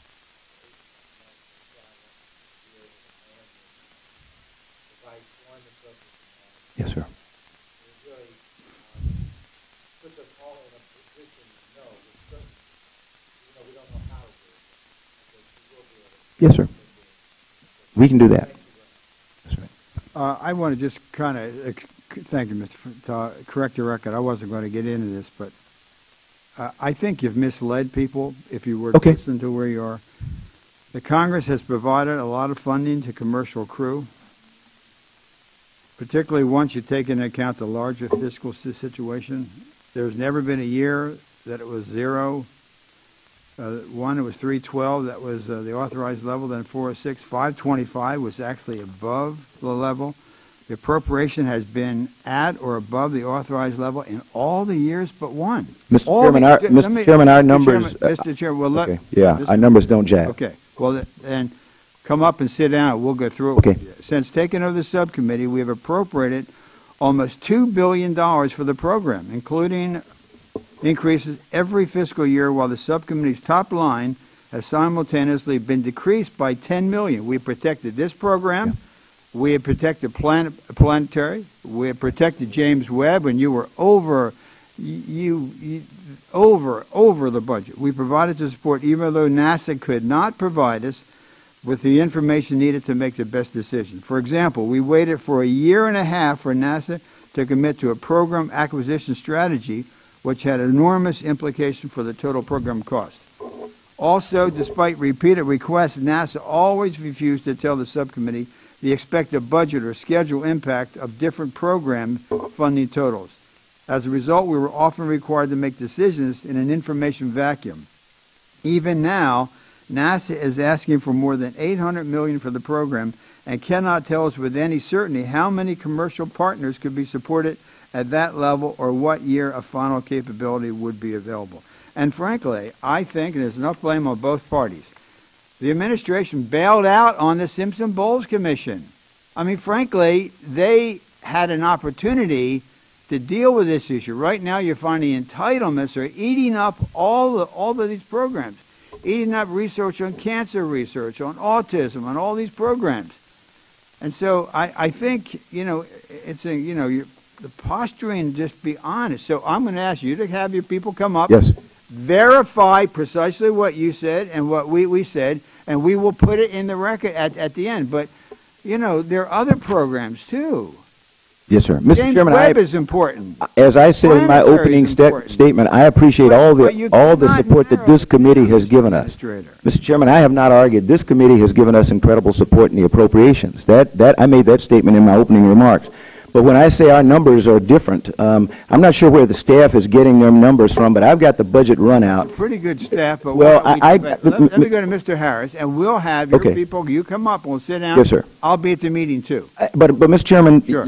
I agree. This committee, the Congress has has provided about $2 billion for commercial crew. We have requested $3 billion over that period of time. So I'm not sure where the But, staff Mr. says that you Administrator. have given us more than we asked. That's just inaccurate. We have asked for $109 billion from fiscal year 2010 to 2015 for NASA. $52 billion of that has been for human exploration operations. The fiscal year, through fiscal year 14, we requested $91.837 billion from Congress. Congress appropriated $89.454. That's $2.3 billion less than requested. So I will be glad to have my folk get together with the committee, but I want to make sure, because this is every time I come here, my integrity is impugned. Mr. Chairman, you may say that, but when you say I have misled the committee, when you say I'm giving incorrect numbers, I am going to have my team sit with your committee, and we're going to resolve where the difference is, because I do not believe they can show me where any committee of the Congress has appropriated more money than the president asked for commercial crew. That is just not true. I don't think anyone. We have spent $12.5 billion since I've been the NASA administrator on SLS and Orion. $12.5 billion on SLS and Orion. SLS and Orion are on target right now for the projected launch date that we said. We haven't given you definitive, we haven't given you, this stuff takes time. We're going through a key decision point process right now on SLS and Orion. So when they say I haven't given you something on commercial crew, I haven't done that with SLS and Orion yet. We haven't reached the point where we have said we commit to this amount of money for SLS and Orion, and we commit to this launch date. The process that NASA and every other government agency follows, there is a point at which we make a promise to the Congress. We did that, as you said, with the James Webb Space Telescope. We promised you a 2018 launch for an $8-point-some-odd billion budget. We are on target on cost. We are a year ahead on schedule. So now when the staff says we are going to get to the bottom of this, because I am tired of having my integrity impugned by members of the committee and the staff. I'm just not. I'm offended. What was the original estimation for James Webb? The original estimation for James Webb, made by many predecessors of mine, was, I think it was $800 million. Well, it was first priced out at around $400. And let me tell you, as I said to Senator Mikulski, what will the cost be in final? What will the cost be in final? What will the cost being funded for James Webb? Yes. I think we have always gotten what we asked for James Webb. What will the final cost be for James Webb? Oh, it's $8.5 billion, I think. I'll take it for the record to give you the precise amount. And that cost estimate came out when I came before the Congress and said no one is as embarrassed or ashamed as I am that James Webb has gotten this much out of control. We may talk about accountability. We made changes in the management at the Goddard Space Flight Center, at headquarters. We worked with our prime contractor. They made changes in their management structure. We reformulated our spending plan, and we brought that back to the Congress, and we got blessing from the Congress, and we're on our spending curve right now. We are 13 months ahead in terms of the critical timeline. So, Mr. Chairman, I think we're in sync. You just got me angry when you did not impugn my integrity, but I keep getting these notes sent up that says he's not telling you the truth. I am telling you the truth. So, I mean, if somebody's going to call me a liar and say I'm misrepresenting to this committee, I take that personally. I'm not going to take that. Mr. Administrator, no one called you a liar. Mr. Harris. Thank you very much. Thank you, General. And it's always a pleasure to have an Academy graduate here. My daughter got her appointment last month, and should she go there, she would leave on I guess in the 50th year after your graduation from the Academy. Let me just follow up on or actually bring up a different topic. I think in that new appropriation to get our, in response to what's happening with our relationship with Russia, is there research monies to develop, large liquid engines? Unfortunately, it's not just getting our crew up to the space station. We have a gap if things deteriorate and we don't have these large liquid engines. So how fast can we make our own? Dr. Harris, there is an ongoing study between NASA and DOD where we have an engine study that's underway, and I think it may actually have already reported out and gone to the Secretary of the Air Force, and I will see it soon. I will take it for the record to give you the timeline on giving the U.S. what we call LOX-RP. It's the system we used to use in the Apollo program, and then we went to LOX hydrogen for shuttle, and we're trying to bring that capability back to the nation because right now the people who are the experts in it are not American, and so we need to catch up. So we recognize that as an important challenge. That is one of our technology development efforts that Congressman Fatah referenced earlier, so we're working on that. What is, if we lose access to those large liquid engines from the Russians, what gap would that create in our ability in space? Dr. Harris, I don't want to deal in supposition. We have an incredible partnership with Roscosmos. And I have to use the term Roscosmos because that's the Russian space agency, and Energia and the other companies with whom Boeing and Lockheed Martin, our industry partners deal with them on a one-on-one basis. And those partnerships are solid. The difficulty between our nations is a different issue. What we have managed to do with the International Space Station for 15 years now, through the intervention in Georgia, through what's going on right now in Crimea and Ukraine, the people who are really focused on the mission, really dedicated to just keeping our heads down and staying focused on that mission. So I don't want to engage in suppositions. What happens if? We all have plans in place right now that we think we're going to be okay. If you look at DOD and their suppliers, they have X number of years worth of engines that are in stock. Same thing with Orbital Sciences, my commercial provider that uses, the AJ-26, which it's wholly owned by Americans now. So we're not dependent on the Russians or anybody else. But there's a limited number of those. So you're absolutely right. What we'd like to be able to do is produce those here in the U.S. And Mr. Chairman, I apologize for losing my temper. I get hot sometimes because, and I think I misunderstood you. I think what you were, I apologize, Dr. Harris, but I think what you were addressing was the fact that appropriations exceeded authorization. So if that's what you said, I apologize, and I did not mean that. But so hopefully you'll forgive me and let me bring my granddaughters out to fish. Okay. I appreciate that, but this is different from Georgia. I mean, we are talking about economic sanctions. You know what happened this weekend. You read the same newspapers I do.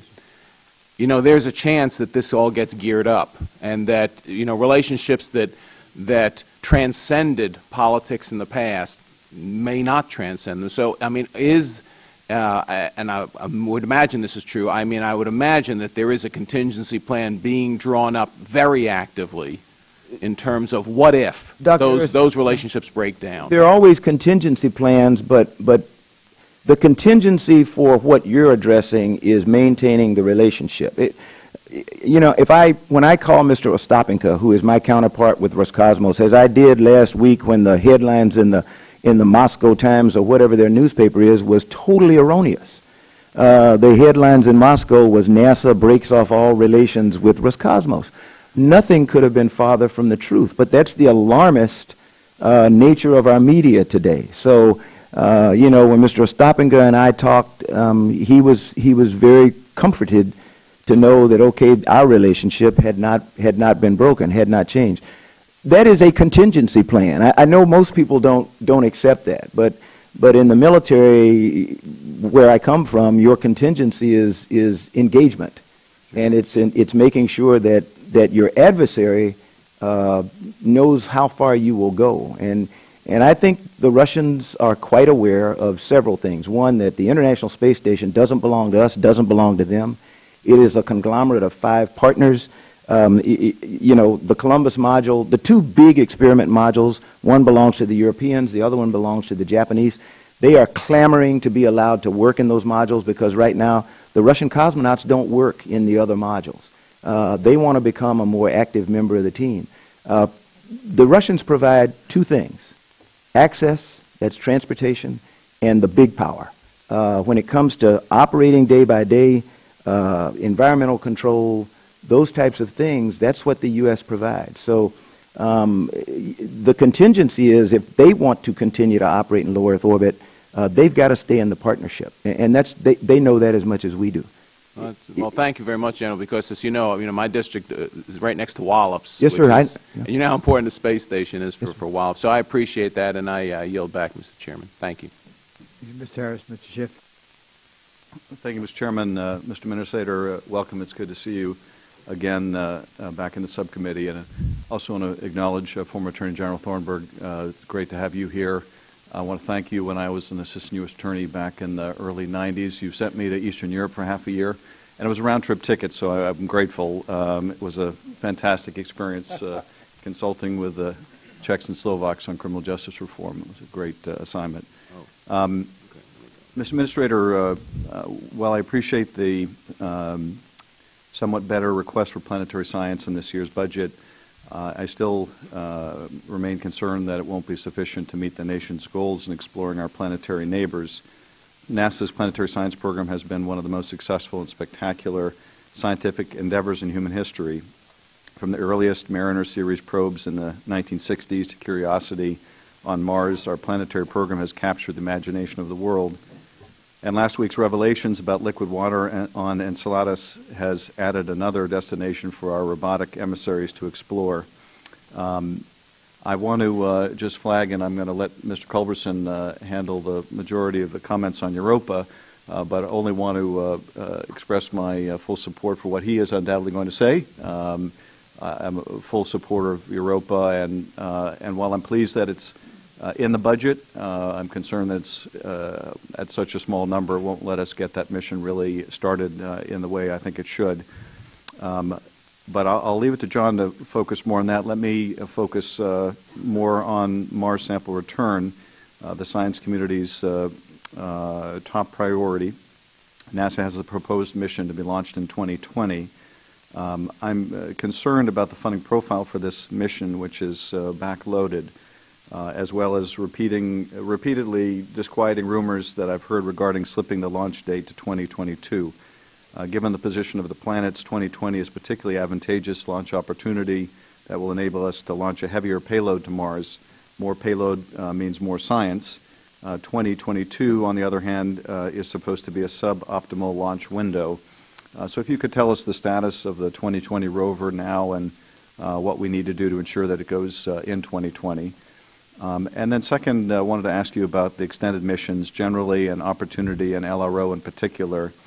As a threshold matter, I oppose turning off healthy spacecraft that are delivering good science, and I know you do as well. Opportunity has been delivering incredible science from the Martian surface for more than a decade and costs about $13 million a year to operate, relatively little when you consider the hundreds of millions that we spent to get it there. Leaving the rover to die a lonely, cold death when it's fully functional would be a terrible loss of good science, and I think speaks volumes about the overall need for greater resources for our planetary science program. And I'm not at all comfortable with the idea of putting the funding for this extended mission in a new government-wide fund, which, even if it gets funded, and that's a very big if, would only protect these missions for another year. I think they really belong in the baseline budget. So if you could comment both on the Mars 2020 yes. and those ongoing missions. Mr. Schiff, the 2015. You can call me Doctor. Dr. Schiff. It was always my parents' hope, and that's okay. I probably could, and you're a pretty smart guy. Hopefully, everyone will tell you that the 2015 budget does support Mars 2020 in 2020. It does two things for Mars exploration. It does several things for Mars exploration. It supports the 2020 mission, which is sort of a curiosity. I hate to say a clone, because we're trying to decide now whether it will be a complete clone or what. The science definition team is off doing their work, trying to decide what's going to be in it from a scientific perspective, what objectives. One of the biggest things for the science community is the fact that it will have a caching capability. So it will cache or put in storage soil samples that will subsequently be returned to Earth at a time that we hopefully will be able to identify while I'm still the NASA administrator.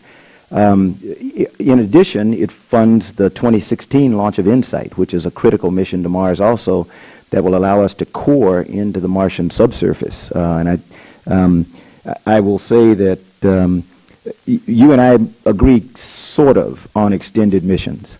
I think extended missions are great until they start to jeopardize the ability to fly new missions and to generate the kind of excitement and interest in young people in colleges and universities who will want to come in and become engaged in the development of a new mission. So that's it's a delicate balance as to, okay, how long do you fly extended missions?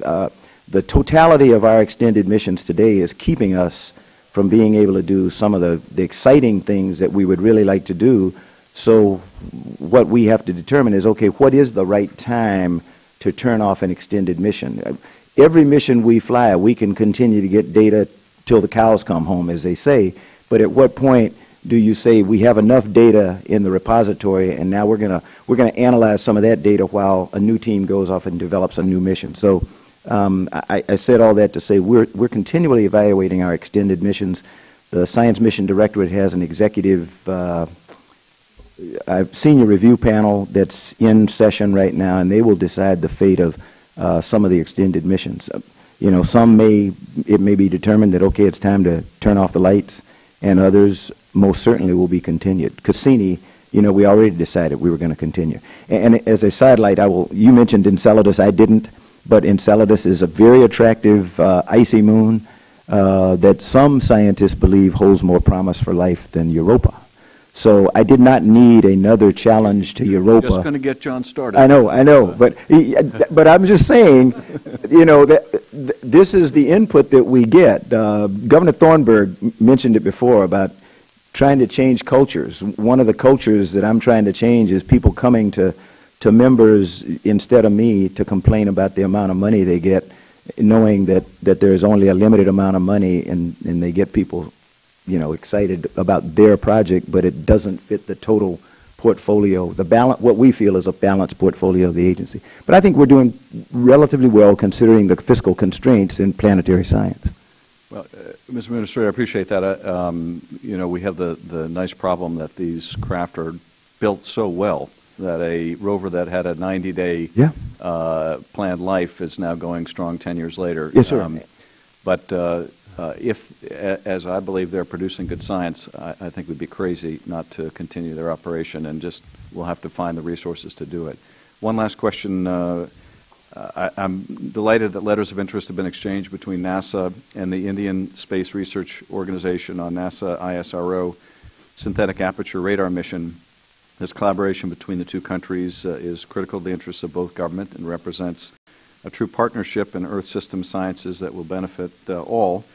Given the importance of the mission around the globe, and in particular to California and many western states, in enabling critical understanding of natural disasters like earthquakes and managing water resources, what would be required to move to a launch date of 2019? We don't have a launch date for the mission you're talking about yet. It's not a defined mission. We're still in negotiations with the Indians to see whether they think they can provide the instruments and the like. So it is a mission in formulation. I'll take it for the record to find out whether 2019 is a date that we think is feasible or whatever. This is, however, one of these missions, new missions, that we'd really, really, really like to fly. But it is in the classification of the earth science missions that many members of the committee would like to see us take more money from. So this is a pull and take, push and tug. I can't take money out of earth science and fly the ISRO mission, because we need, if anything, it would be nice to plus up the earth science budget in order to be able to do that. That is one of the considerations in the launch date if we decide we're going to fly that mission. I am hopeful that we will, because of what it will do for us in terms of geodetics and other things that we don't have the capability to do right now. So I share your enthusiasm about the prospects of the mission and the potential for it, but finding funding for it in a division, earth science division, whose budget is always strained in spite of what some people think, because every natural disaster, Mike Freilich and the Earth Science Division put instruments on an aircraft or redirect a satellite to respond to that natural disaster, and none of that is budgeted. So he has to figure out a way to take money from the Earth Science budget to respond to natural disasters, and they do it absolutely incredibly well. So, we'll find a way. As long as we can get the Indians to come and make sure that they're going to be a reliable partner in this, then I think we'll develop a mission. Thank you, Mr. Chairman. I'll yield back. Mr. Culberson. Thank you, Mr. Chairman. General Bolden, thank you for your service to the country, and it is an extraordinary privilege for me to be here on this subcommittee and to do everything that I can to help NASA achieve the extraordinary mission that you have set out for the country, really for the world. You're the only agency, I think, in the federal government, other than our men and women in uniform, who can really inspire and uplift young people, and it's really a privilege to be able to help you, sir. As to the mission to Europa, the Congress has supported that mission and has statutorily made sure that's going to happen because of the extraordinary importance of that moon. My good friend Mr. Schiff and I are on exactly the same page when it comes to the our support for the planetary program. Chairman Wolf has been extraordinarily generous. His subcommittee, as you know, has been very generous in supporting the planetary program and in appropriating more money than was asked for by the President in his budget request. And the Europa mission in particular is of extraordinary importance. I think even more so than Enceladus, because the ocean that's been discovered at the southern pole of Enceladus is fairly shallow, is related really to the tidal flexing, and doesn't have all the other characteristics that you see I should have at Europa. never mentioned that. That is basically a shallow lens ocean at the southern hemisphere of Enceladus, whereas the European Ocean is worldwide and contains 3 to 4 times the volume of water on Earth. Sure. You've got vast amounts. You've got a rocky bottom to the ocean in Europa, which is approximately 100 kilometers deep. That is equivalent to the depth of the Marianas Trench. So we've already done that. We've already We've already demonstrated repeatedly since the 1960s that humans can reach the Marianas Trench with either manned vehicles or robotic vehicles and explore them. You've undoubtedly also got huge volcanoes on the bottom of the ocean of Europa that are generating because of the tidal flexing by the planet, by Jupiter.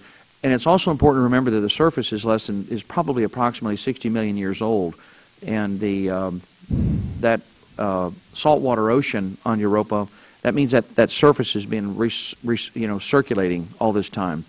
And because of the high radiation environment in which Europa sits in an orbit around Jupiter, that radiation has stripped away hydrogen. So oxygen-enriched ice has been replenishing or oxygenating that ocean for billions of years, and Of course, you've got organic compounds. You've got all the elements for life on Europa. And this is why the scientific community, it's not just the Congress, it's the decadal survey last decade and this decade put Europa at the top of the list.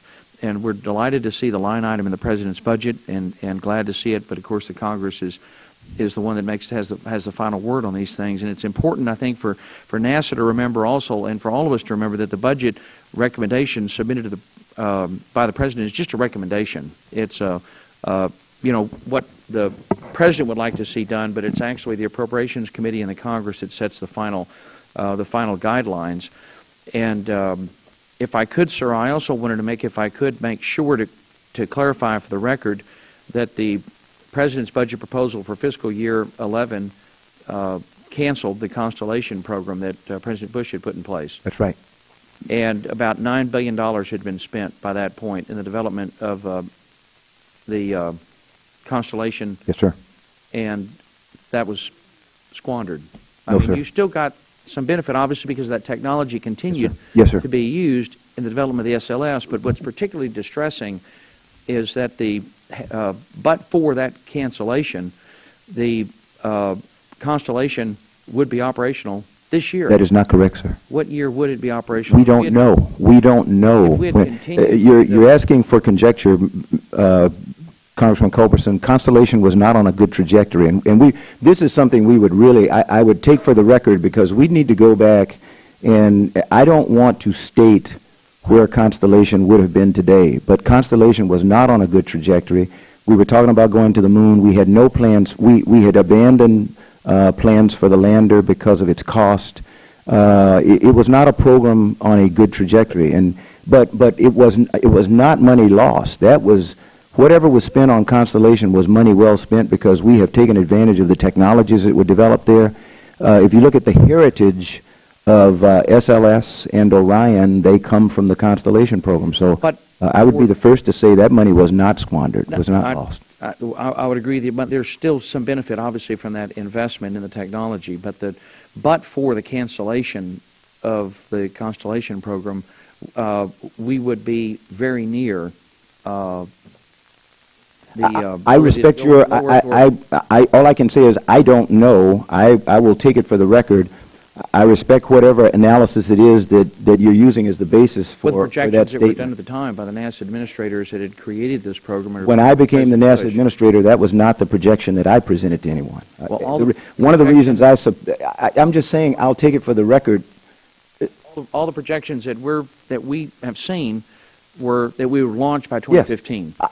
I'm saying, Congressman, I'm accepting your analysis, your assessment, but you asked me, would we be launched by now? I said, I don't think so.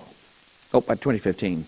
I don't think we'd launch by 2015, but I don't have anything on which to base that. I did not do the thorough analysis that you have access to, but I will take it for the record, and we'll go back and we'll look at, if you'd like, we will go back and we will try to project out where we think Constellation would have been today on the trajectory that it was when I became the NASA administrator. That's all I can do. Yes, sir, I understand. Yeah. I just want to make it clear for the record, though, that but for the cancellation of the Constellation program, we would be very close to returning to low Earth orbit. That is a subjective opinion, and I'm just saying I don't disagree with your opinion. I'm saying I can't substantiate your opinion because I don't know. You've got an obligation. I understand. No. The Obama administration. I don't have an. I agree with you. I don't have an obligation. I think we can find agreement that the United States of America and NASA has successfully put a man on the moon and brought him home, and we could probably have done it again, right? And that we were able to have lower Earth orbit travel to the space station on a regular basis. That what the administration decided was that we wanted to explore where no person had explored before, and that we wanted to have deep penetration of space and to seek human travel to Mars, and that going back to where our nation had already been decades earlier, or making routine flights to the space station, was not something that required a governmental investment, that what we needed to do was get private enterprise in America engaged in this activity I of understand. doing what the government had already done. Right, and I understand and agree with the policy. I've been a big believer in the Yellow Pages test for years. If you can find a service in the Yellow Pages the government does, you should do your best to try to privatize it. And I think it's a wonderful thing that ultimately maybe we'll reach the point where, Mr. Fattah, I agree with you that maybe you can step out to, you could fly to low Earth orbit just like stepping out the front door of the Rayburn building and catching a cab. It's a wonderful thing. But it's important because I didn't hear in the discussion earlier when you were talking about the need to get back into low Earth orbit and the focus on commercial, that it's critical that we remember that one of the first things the Obama administration did when they came in was cancel the Constellation program. Yes, sir. In which $9 billion had been spent. And it's just tragic because my good friend Mike Coates, who was until recently the director of the Johnson Space Center, pointed out to me that one of the things that is 25 major projects. Unbelievable. Yeah. I know I've shown this That's to you. Mike put this that's a together. combination of Congress, administrations. It just breaks my heart. We all agree on that. Oh, it just breaks my heart. That is not a good story for the United it's States horrible. of America, that between the Congress and multiple administrations, we can't follow through on anything. All these that are, I agree with you. All these programs in red were canceled. There's 25 cancellations over 20 years. But it's just Mr. heartbreaking. Culberson, the only thing I ask, in fairness, is that you not attribute all those cancellations to the Obama administration. No. I'm not. I didn't say that. I'm just saying this is over 20 years. I know that. I just wanted to make sure. There are some people who will assume, because they always do, that you're saying I am responsible for the cancellation of those 25. I wasn't even here. I never said that. Most of them were done. I take sir. credit Yes, for the if you want to call it, the reformulation of an exploration program focused on Mars instead of on the moon. And I take credit. I am very proud of that.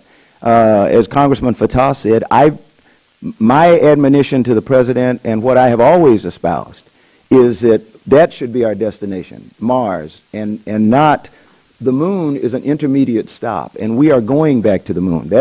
We use that as a proving ground. There is, and I have taken it as an action to demonstrate to the Congress why the technology required to go back to the moon is not sufficient to get us to Mars. And so if you want to get somewhere, you have to set a goal that's just outside your reach. We tell kids that all the time. To get to the moon is not even out here. We can do that. We know how to do that. We have demonstrated that ability. We don't know how to get to Mars. So that's the challenge that I'm issuing to America's youth. The Congress and the administration, no matter who's in the White House, need to do everything that we can to provide stability and predictability to these programs so that they're not canceled, so that people who have devoted their whole lives, scientists, astronauts, engineers, to achieving their life dream. And Congressman Culberson, to be quite honest, that's the reason that, that's the reason that I have emphasized the critical need for us to collaborate rather than fight about funding for SLS and Orion. We have what we think is a sustainable program to develop an exploration program that will allow us to develop an SLS incrementally, that as we need it. 50 metric ton now, 70 metric ton later, 105 metric ton maybe, but at some point we're going to need a 130 metric ton vehicle. I don't need to come to the chairman and ask him for funds for a 130 metric ton vehicle when I don't need it until the 2030s. And I want to have an opportunity to take advantage of technologies that will be developed between now and when I do need it, so that we won't have a 2011, 2014 vehicle when we can have a 2020, 2025 model. Well, it's like a car. To give you greater stability, the Congress in the Appropriations Bill for 14 included language that's something that we've all known, but we put it in statute and made it clear that that no agency of the federal government or officer of the federal government can change or reduce funding levels for any program or policy based on the President's budget. They can only do so based on the Appropriations Bill or the law. Yes, sir. That's statute. So I am in agreement with you 1,000%. Adhere to that. You've got no better friends in Congress than on this subcommittee. We're devoted to you and have done everything we can to support you. Chairman Wolf has been extraordinarily generous, as has the subcommittee of Mr. Fattah's help. We've worked arm in arm to do everything we can to give you the support you need, and we're very proud of NASA's mission, and we'll do everything we'll continue to do all that we can to help you, sir. Mr. Adderholt. Thank you. Thank you for being here this morning. Sorry I came in late. I was chairing another subcommittee where, as you know, Chairman Rogers has packed all of these hearings in so we can get to work in regular order, and which is a great thing. And so we're working diligently on all these hearings. Sometimes they just overlap. So let me ask a little bit about, go back to SLS. My understanding is that in January you were pleased that Congress had funded the SLS rocket development work at $1.6 billion, in the sense that those funds were necessary to keep the program going. There is some concern that OMB and OSTP may be out of step with most Americans about the fact that Americans want the United States to lead in the world in human exploration of space beyond low Earth orbit. For the fourth year in a row, we have a budget request that is below the combined total authorized levels of rocket development, ground operations, and SLS-related construction. The FY15 budget request puts us at $219 million below the funding provided in FY14 appropriation bill on rocket development alone. If you stand back and you take a look, if SLS is not ready by calendar year 2017, it will be because of underfunded requests. In some ways, it's remarkable that the program has met its milestones so far despite a flat budget plan that has little connection with the engineering realities. NASA's recent description of the first SLS flight as being in FY18 is an answer which is actually only three-fourths unacceptable. The bill, which I, along with some of my colleagues, agreed to vote for and did vote for, in which the President signed, said 2017. Our goal is to work with the Chairman to get the proper funding in place in this bill for FY 2015. In this overall budget account of exploration, again this year you asked for funding in commercial crew that is far above the authorized amount. My question, would it make more sense if you take the committee's recommendation to down select to one commercial crew provider and meanwhile to fund Orion and the SLS closer to their authorized amounts in order to ensure that they can meet their authorized role for being the backup for crew transportation to ISS, the International Space Station, in 2017? No, sir. Would it stabilize or even accelerate the three programs overall? No, sir. Can you talk a little bit about that? If I don't get the President's request for commercial crew, whether I down select to one or not, I can't guarantee that we'll make 2017. And we will have no U.S. capability to get our crews to the International Space Station in 2017, as we have all said as a goal. I could put all the money in the world into SLS today, and I could have an SLS available in 2015. SLS can't take a crew anywhere. SLS is a launch vehicle. We have to start, as I said before, we've got to start talking to each other and understanding why you pay me to do what you pay me to do. My advice to this committee and all committees has been, allow me the flexibility to spend as necessary such that SLS and Orion get to the finish line together. If I finish SLS in 2013, if I had finished SLS in 2013, I'd have parked it in a barn somewhere because I have no launch vehicle, I have no crew vehicle to put on it. My concern right now is making sure that Orion is going to be able to meet the schedule on which SLS is marching. We're closer to having KDPC, which is our decision point. Our key decision point for SLS will be made here in the next month or so. That will tell us how the launch vehicle fares, and I'm comfortable with where it is. I've got to now work intently to get to that same decision point with Orion. And Orion is a little bit more complicated than SLS because SLS is pretty much, it wasn't impacted by the shutdown, for example. We lost a whole month almost in the shutdown on Orion because we had to lock the Lockheed Martin crews out of the ONC building, and that's time we'll never get back. So my concern is making sure that we continue to look at the integrated exploration picture. People want to know, when's SLS going to be ready? I would say the question should be, when are SLS and Orion going to be ready in an integrated package? And right now we're thinking we're still saying we think that's going to be the 2017 timeframe. That's our target. Once we get the two married up in terms of the key decision point, we'll be able to tell you for sure, okay, the integrated package is going to be ready for launch in December of 2017 or some whatever date it is. If I don't get money to bring about commercial capability, then we will have to revert to government capability to get our astronauts to low Earth orbit, and that will divert funds away from exploration, away from the mission for which SLS and Orion have been designed. And I said I would not do that.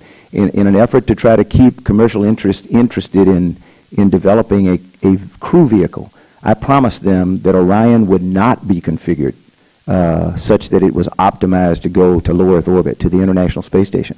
If we had done that, commercial entities would have they'd have run away, because they know they can't. If NASA decides it's going to do low Earth orbit access, why should any company try to compete with us? You know, if I'm doing it, I'm going to justify doing it. We always do that. Government always does that. If I'm spending money on something, am I going to say, yeah, I got it, but I want to give you a chance? No, we won't. It is still a competitive environment, and we tried to take government out of the competition for low Earth orbit access. I think we've successfully done that. I don't have a capability to get cargo to low Earth orbit except Orbital Sciences and SpaceX. And I think that's the way it should be. As Mr. Culberson said, you can go to the Yellow Pages, and there are at least 2 companies in the Yellow Pages now for cargo to low Earth orbit that are American companies. Prior to the last couple of years, the only companies in that Yellow Pages were foreign carriers.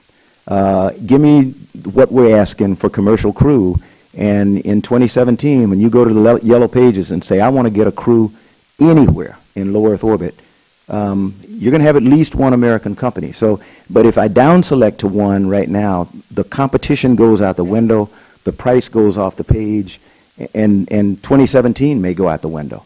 So it is a very delicate balance that we're trying to maintain here. It's simple business. You know, I'm trying to learn from you all about simple business. Business says when there's competition, the price goes down. When there is monopoly, the monopoly controls the price. That's why I pay what the Russians ask for a seat on Soyuz. Why? Not because I like to, but because that's the only way I have to get my crews to space. Thank you, Mr. Chairman. Mr. Patel. Thank you. There's almost no disagreement or light between those of us on this committee, even though we wear different jerseys, when it comes to NASA, and we want in us the desire to make sure that you can continue to be the preeminent organization in the world in terms of space exploration. But the Congress has its own responsibility to bear in these matters, okay? So it wasn't the Obama administration, it was the 2006 CR that underfunded Constellation to the point in which it created this problem. And this was before Obama was sworn in, before you ran NASA, and you know, and nobody probably on this panel had much to do with that CR at that point. But that is the origins of why there was a domino to the cancellation of Constellation. So we just need to put this in perspective. But I want to go on to some of the things where we do agree, right? So in terms of Saturn and this ocean and one of its planets, the optics technology that DOD, the intelligence community, NASA, everybody's interested in, that'll be, I think, useful, and we can, you know, whether it's in the planetary side, I mean, there are ways to support that and to find other ways, because this is exciting. It's an exciting find, but it also can usher forward more investment in space technology. Yes, sir. And I want you to talk about the optics tech that's necessary. Well, I mean, Europa mission, for example, when we, not if, when we fly the Europa mission, if we have perfected optical communications, laser comm, whereas it would take, I'd have to pump data, images from Europa up to a satellite, hold it and dump it back to Earth over days or weeks or whatever. With optical communications, the pipe is going to be incredibly enlarged, and I can get much more data back to Earth real time than I can with today's technology. That's very important for some. I mean, if somebody, a scientist who is interested in studying the outer planets, right, optical communications is going to be absolutely incredible because of the amount of data. We flew a test on Laddie, as I said, we're still on the moon. We have Laddie, which, fortunately, let me put it this way. Fortunately, Laddie is going to crash into the moon the end of this month. Now, you may say, why do I say that's fortunate? Because that's one mission we don't have to fund, and we can take that money and put it toward another science mission that will study the moon or Mars or somewhere. So that's one way to answer the question about how long do you fly an extended mission. You know, Laddie was planned to do this, and so it will come to its planned end. But while it's flying, we have a laser experiment, laser communications experiment. We have pumped imagery, voice, and data at internet speeds, whereas if we were doing it, you know, over S-band or some of these other frequencies, it would take days to do that. So those are the kinds of technology developments that are going to be at the tail end of my colleague's question, you said we'll be able to fly, if we have this competition on commercial crew, yeah, we'll be able to fly a cruise anywhere we need to on lower Earth orbit. I don't want that understatement to stand as it is. That means that we'd be able not only to supply the space station, but that if we wanted to go to other places in lower Earth orbit, the commercial crew competition is important to that, because NASA's focus is on deep space travel, right? That's what we're funding. And so commercial crew and the competition therein is critically important. In our arguments back and forth and in our talking past each other, I think a lot of people have missed the critical importance of Space Act agreements. Right. When I made a decision a little bit more than a year ago that we would extend the use of Space Act agreements in the development of commercial crew, I made it for several what I thought were important reasons. One was it would enable us to maintain competition for as long as possible. If we had to down select at that time based on the amount of money appropriated, I have no idea what the date would be when commercial crew would finally become available, and I have no idea who the contractor would have been that we would have awarded that amount of money to. You know, everybody thinks about I just didn't want, because I think it's important to note that, you know, in terms of returning to the moon or doing other things, that the private sector capacity to do so, and Nautilus, I think it's your Catalyst program, is exactly, is part and parcel to that. That is continues to be being ramped up. I mean, you can ask Mr. Bob Bigelow about the importance of commercial crew and cargo. He's waiting to put some modules up. He's got them already made. He's not waiting. The thing that might get a lot of young people interested is your spacesuit competition. It's a public vote, and that's going to be rolled out, and you're going to conduct. And I know that one of the entrants is from Philadelphia University, or Chairman, used to be called the Philadelphia College of Textiles and Science, but it's now called Philadelphia University. So I'm not trying to put a plug in for the home team, but I am trying to put a plug in for the home team. And so I thank you, and I yield back to the Chairman. Thank you, Mr. Patel. I'm not going to go into the moon again. I just want to cover one thing for the record. We'll submit some of these questions. Dr. Carsnow, as you know, who we asked to put together the National Research Council Commission, completed its review of NASA's strategic direction, which was directed by the committee. He, quote, said, "The more we learn about the asteroid mission, the more we hear about it. People seem less enthusiastic about it." But he added, "There's a great deal of enthusiasm almost everywhere for the moon." And I have much more, but I'll just... Neil Armstrong, who we all respect, and I know you do too, shortly before he died, said, quote, "I'm persuaded that a return to the moon would be the most productive path to expanding the human presence in the solar system." And almost everyone that we talk to seems to agree with that. International Space Station. NASA has recently announced its intention to extend the life of the International Space Station from 2020 to 2024. The station's international partners, however, have not all agreed to the extension or committed any of their funds to it. What is the status of your discussions with the ISS partners about extension, and when do you expect that a station extension plan could be finalized? Mr. Chairman, if I use the example of the extension to 2020, a public fact, but a little-known fact, is that the Canadians just signed on to 2020 last year.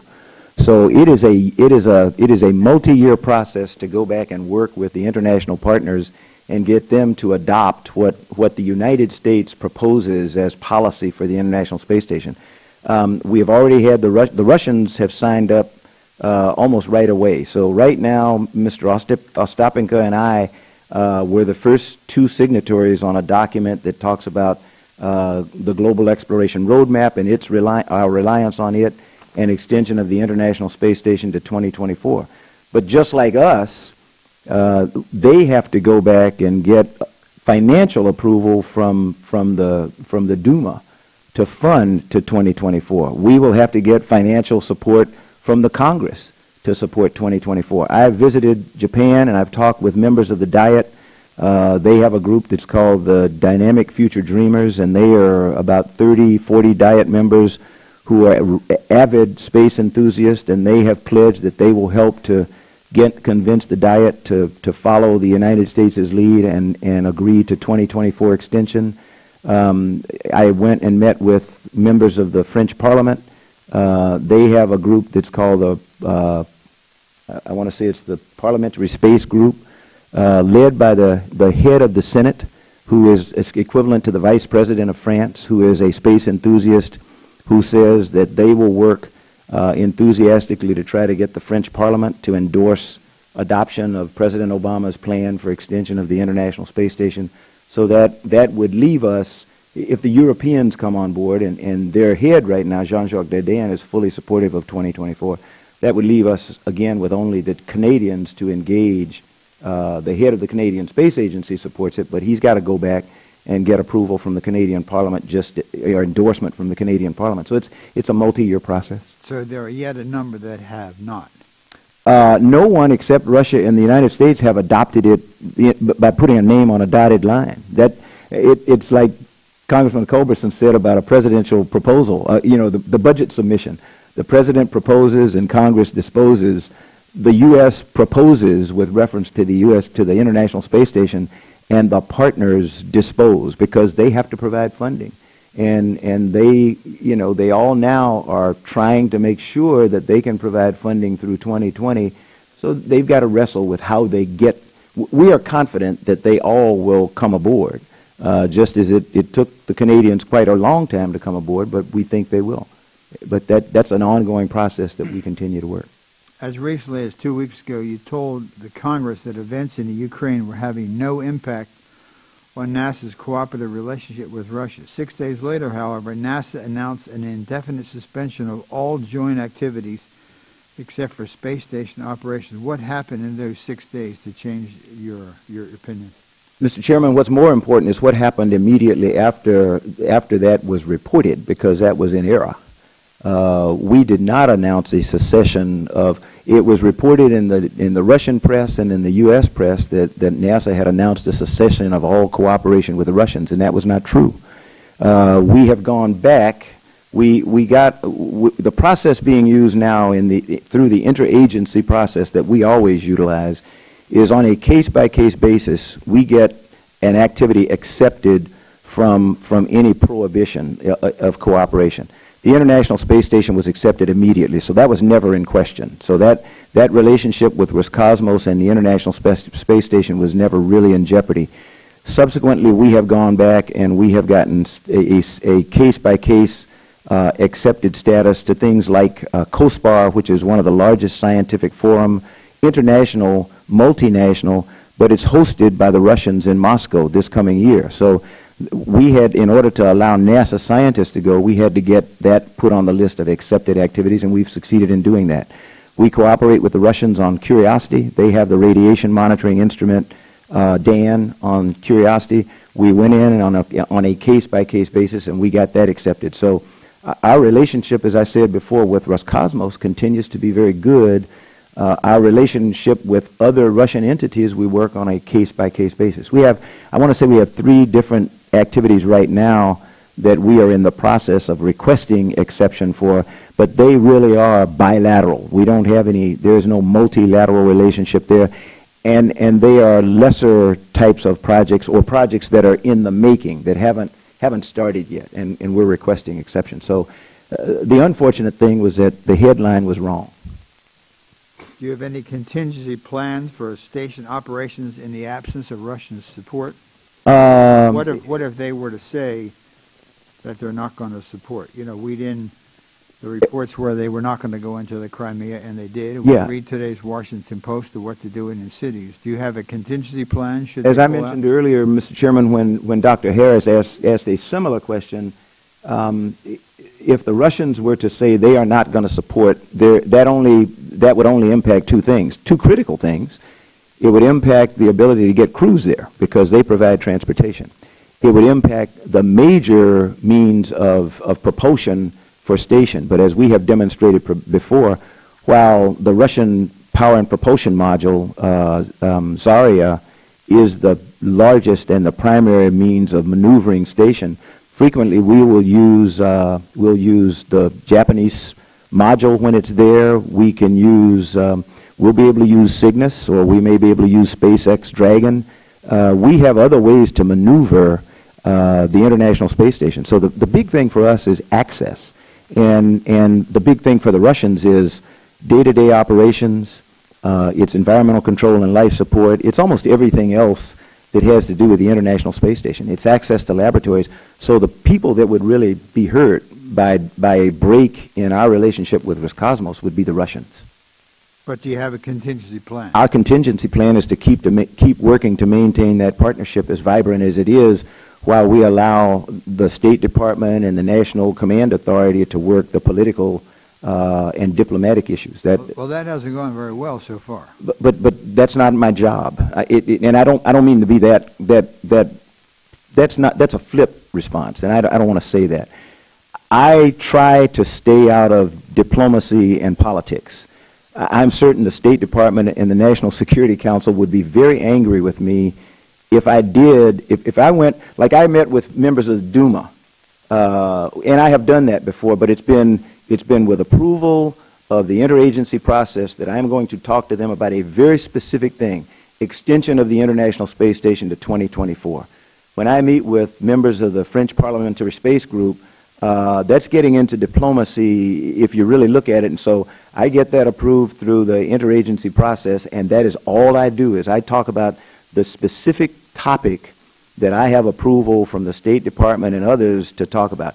I am not authorized, nor do I want to be involved in talking to the Russian government about our relationship on the International Space Station. I understand, but we have not had cooperation from the Russians on Syria, nor have we had cooperations on the Crimea. I understand, Mr. Chairman, but I'm saying the part that we are responsible for negotiation and partnering is working very well, and I continue to work with my American partners, to be quite honest, the State Department, the National Security Council, and others, to make sure that if at all possible, they keep the International Space Station above the fray. I don't know. You know, if they're as good as I hope they are, then we'll stay above the fray. I'm going to go to Mr. Hunt in just a second. One more, see if we can think about it. NASA has stated its desire to maintain multiple companies in the next round of commercial crew development awards and have a domestic crew capability in place by, as you said earlier, 2017. Its ability to achieve both of these goals, though, hinges quite significantly on how much money NASA's industry partners say they will need to complete their development process. And that information is currently subject to a procurement-based embargo. How long do you expect that embargo to last? The blackout will last until the announcement is made, hopefully in August. That will be when the announcement is made, and the selection will be based on two things. One will be the amount of money in the 2014 appropriations, and as I said in my opening statement, I am very thankful to the committee for the amount that you appropriated. The increase to 696 was really, really helpful in giving us hope that we'll be able to have more than one provider and that we'll be able to make 2017. If we're able to get the President's request of 858 in 2015, and we, you know, it's our hope that we will have some indication as to how that's going before the decision is made in August, and that would also influence the number of providers that would be selected by the selecting official. I doubt there'll be a final bill passed. But I mean, you know, in indication, generally what we do in planning is we look at what the House Authorization Committee, Appropriations Committee says, and the Senate Appropriations Committee, and we keep our fingers crossed that the number we finally get is going to be bounded by those two numbers. If you give us a good number for commercial crew, just to be very candid, generally the House number is a little bit lower than the Senate number. So if I get a good number from the House, no matter what it is, then we will take a look at that number added to what we have for 2014, and that'll help us determine how many we can select, whether it's 1 or 1.5 or 2 or whatever.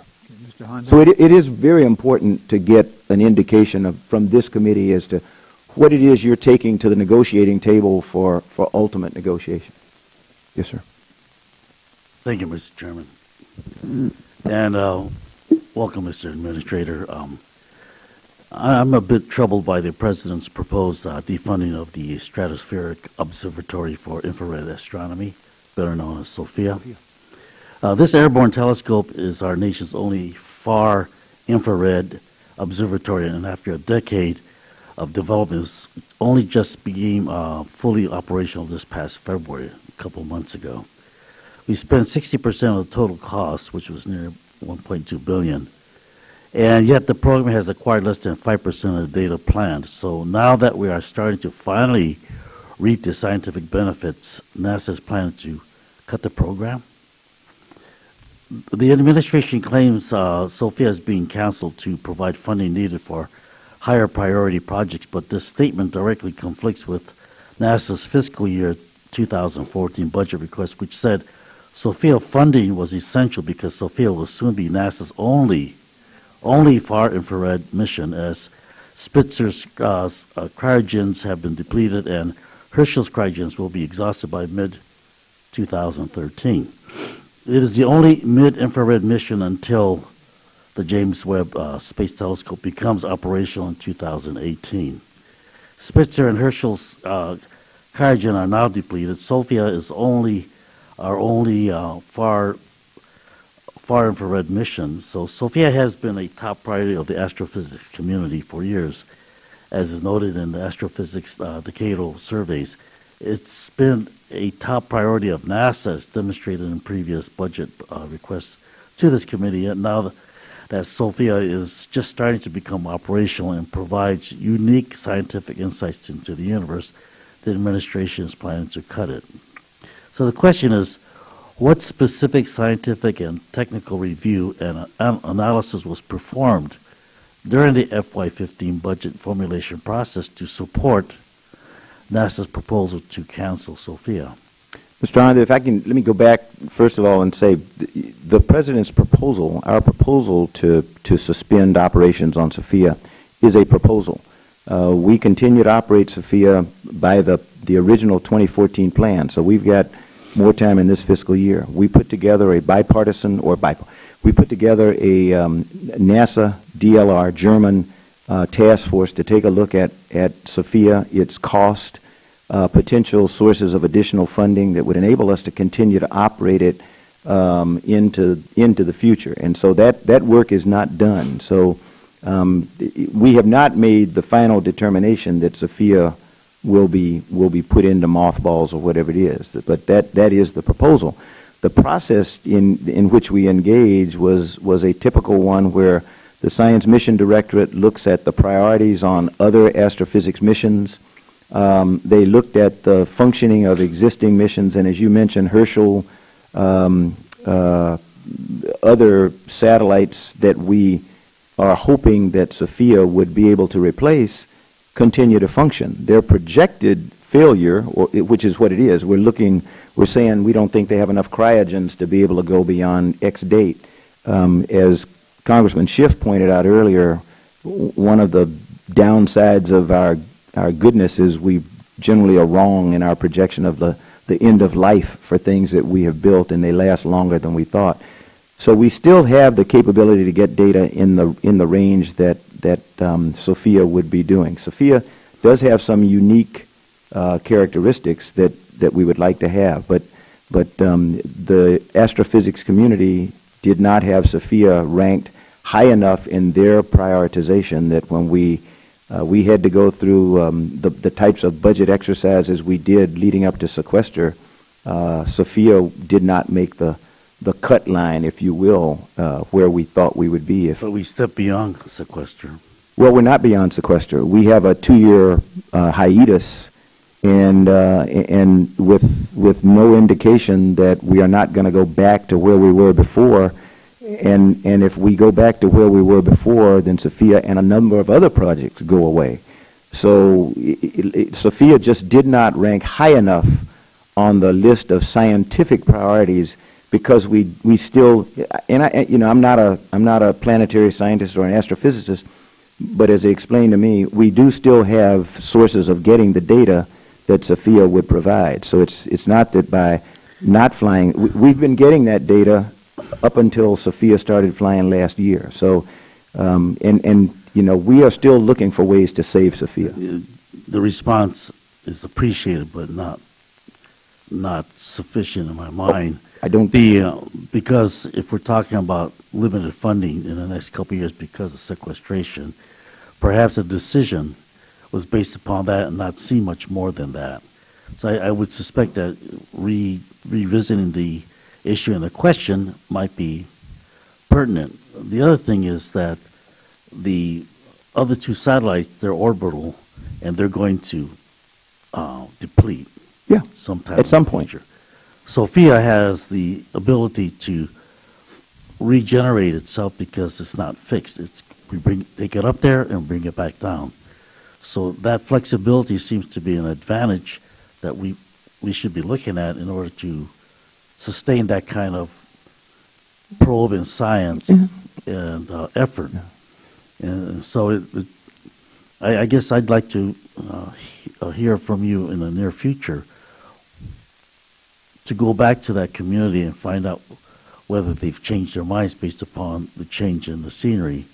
And that's exactly what we're trying to do. We expect to have a report out of the bilateral working group by the end of this month. That will be DLR and NASA astrophysics people saying, here are proposals that we have come up with to preserve the capability of Sophia for the future.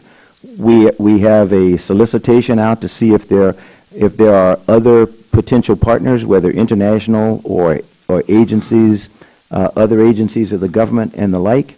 That will tell us a lot. If Sophia is as important as some in the science community say, my guess would be there will be people standing in line to add their funds to maintaining Sophia. It's like I get notes from kids all the time with $1 that they want to make sure that NASA keeps doing stuff. I would expect that we will see people who don't fund Sophia today that will be willing to help fund it in the future because they'll get data from it. I just have to go by your terminologies. Like the question is, I'm asking if you're cutting the program. You said no, it's a proposal. Yes, it is. And then you're working with your partners. Your partners are Germany, and they're putting in probably about 20% of the total cost. That's right. And we're 60% expended the amount allotted and authorized. Are you saying that the proposal and the effort will continue until the 40% is expended, and we'll see after that, or?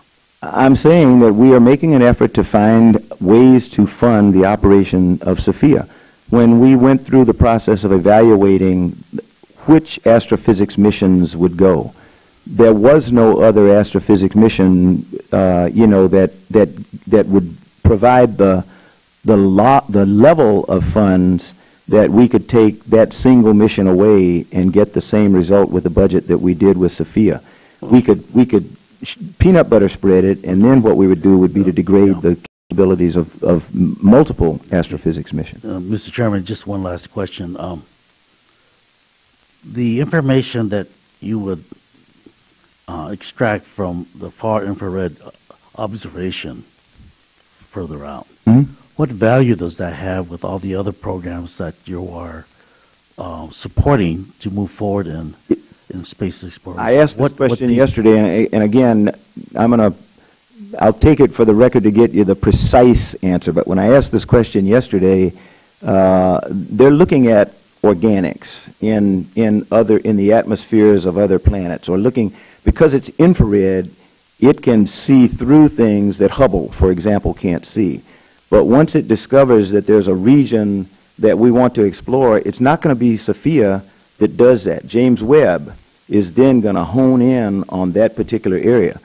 Over time, you might get the same information from James Webb, but as they explained it to me, and I think I understand it, James Webb is sort of like looking for a needle in a haystack until it gets some specific data. Sophia, because of the wavelength in which it looks, just sweeps through and boom, it just comes up on an area of interest that we then use another instrument to get the critical data that we need. But that's why I say it does have its wavelength is unique in its ability to cut through other galaxies and other planetary systems that the survey instrument, it would be a waste of time and money to allocate it to looking out broadly, hoping that it finds something. Thank you, Mr. Chairman. I'll look forward to a response on the other questions. Mm-hmm. Thank you, Mr. Honda. Mr. Culberson. Thank you. General Bolden, if I could follow up on a question that Chairman Wolf was asking about contingencies in the event the Russians invade the Ukraine, and this morning's Washington Post, he's correct, has got a disturbing story. We know that there's tens of thousands of Russian troops massed on the eastern Ukrainian border, and the Secretary Kerry announced in this morning in that Washington Post article that he's absolutely convinced that it's Russian special forces are the ones that are responsible for stirring up the agitation in eastern Ukraine. There's still individuals who hold up in one of the Ukrainian government offices in Donetsk, and they've erected tires, barbed wire, and the dispute everyone believes is going to be used by the Russians as an excuse to go in and invade the Ukraine.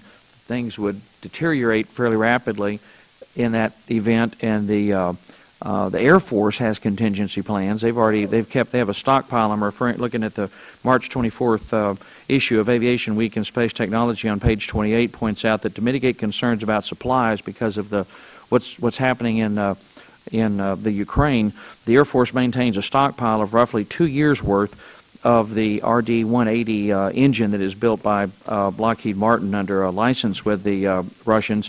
And if, Aviation Week points out, if Russia were to hold the RD-180 hostage, the Defense Department estimates it would need $1 billion over 5 years to establish production on U.S. soil. So the Air Force has a contingency plan. And I wanted to follow up on Chairman Wolf's very, very important question,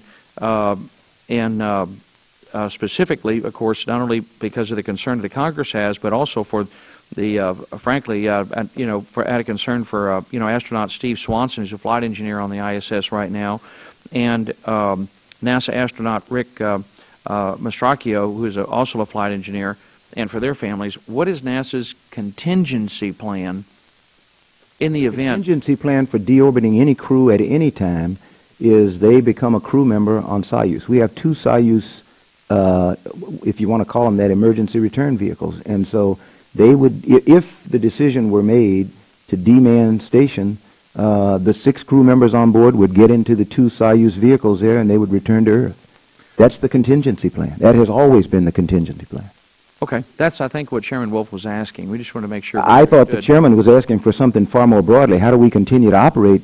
And if that was not your question, then I answered the wrong. I took the chairman's question to mean, what is our contingency plan for continuing to operate the International Space Station if the Russians decide that they're leaving the International Space Station? Because as I explained, that's an the important Russians question have as well. 2 things. They have Zarya, which is propulsion, and they have Soyuz, which is access. They don't run the International Space Station. They are, and I want to mark, I'm not going to say that, I'm going to be careful. We could continue, if we had access to the International Space Station, we could continue to operate the International Space Station until that access went away. Our contingency plan, if you want to use a similar, if you want to equate ours to the Air Force's, and if you could read me one more time, what was the length of time that the Air Force said for development of a U.S. Air Force has a 2-year supply of engines. Yeah, I know that because I talked to that earlier with Dr. Harris. Right. Yeah, but it would take X billion dollars, $1 billion, which is not budgeted in order yet, to establish production on U.S. in the soil. next 2 to 5 years.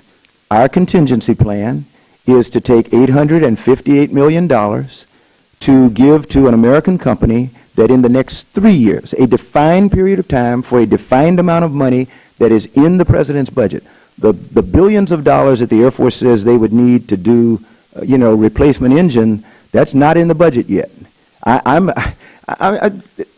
Realistically here, we have the best contingency plan of anyone, and our contingency plan, unfortunately, has a 3-year time horizon. The Air Force's contingency plan has a 3 to 5 year time horizon and no budget. So I would take where I am. I can get one provider on what I have from the 2014 budget, unless the Congress decides that, okay, we've had it with commercial crew. If you wanted to stop me from providing transportation to my crews. No one suggested that. But Nobody you asked the question. So the answer to the question is, my contingency plan is a robust commercial crew program available in the next 3 years at the cost of $858 million in the 2015 budget. Yeah. Under what circumstances would NASA abandon the space station? I cannot foresee of any circumstances short of the National Command Authority directing NASA and all government entities to curtail all activities with any branch of the Russian government. That's the only reason we'd abandon the station. And I don't see that, that could happen, Congressman Culbertson, but the station is too valuable right now to too many nations for us to, to sit around and think about how do we abandon it. We need to be thinking about how we maintain our capability to operate there. My answer to you will be the same till the cows come home. $858 million in the 2015 budget, and I can guarantee you we will have access to the International Space Station through American providers in 2017. That's my answer. That is my contingency plan. And I think that's a pretty good contingency plan. But 2 of those commercial crew providers use that Russian engine. Do you know who's bidding on commercial crew? I don't. I don't know who the providers are. I don't know what platform they're planning to use. Sierra Nevada, I hope, is one. Sierra Nevada, to my knowledge, is not using Russian engines. Well, I do. SpaceX, I hope, is a bidder, and they're not using Russian engines. Well, we have American capability to do what we want to do if we fund it, if we trust American industry, without any reliability on Russians, without any reliability on Russians. I think what the chairman's asking, and all I'm really driving at too, you've got no better. The chairman's question. I think I'm trying to answer your question. You've got no better group of friends up here than this subcommittee, and we're just trying to get a handle on whether or not you've made contingency. Congressman Culbertson, you are not accepting my answer. My answer is I have a 3-year, $858 million contingency plan. That is my. Now, you may not like that. That may be unacceptable to this committee. Well, no, but I think my contingency plan is better than what you just read to me that the Air Force says their contingency plan is. Because they've got to convince the President and the Congress to put an extra couple of $2 billion into the budget, which I support, by the way, because we're a part of the engine initiative that I responded to Dr. Harris earlier. I said we don't know how much it's going to cost. The Air Force's contingency plan was to develop a 2-year stockpile they've got on hand. I'm talking about short-term contingency plans. Yes. Yeah, that's what we're driving at. And SpaceX's CEO, Elon Musk, referring to the same article on the March 24th Aviation Week, Musk has suggested the Pentagon eliminate its dependence on the Russian engine by using the SpaceX Falcon 9 version 1.1 in place of the Atlas V. So the private sector's developing alternatives and contingencies, and I think that's all we're trying to determine. And that's funded by us, funded by NASA.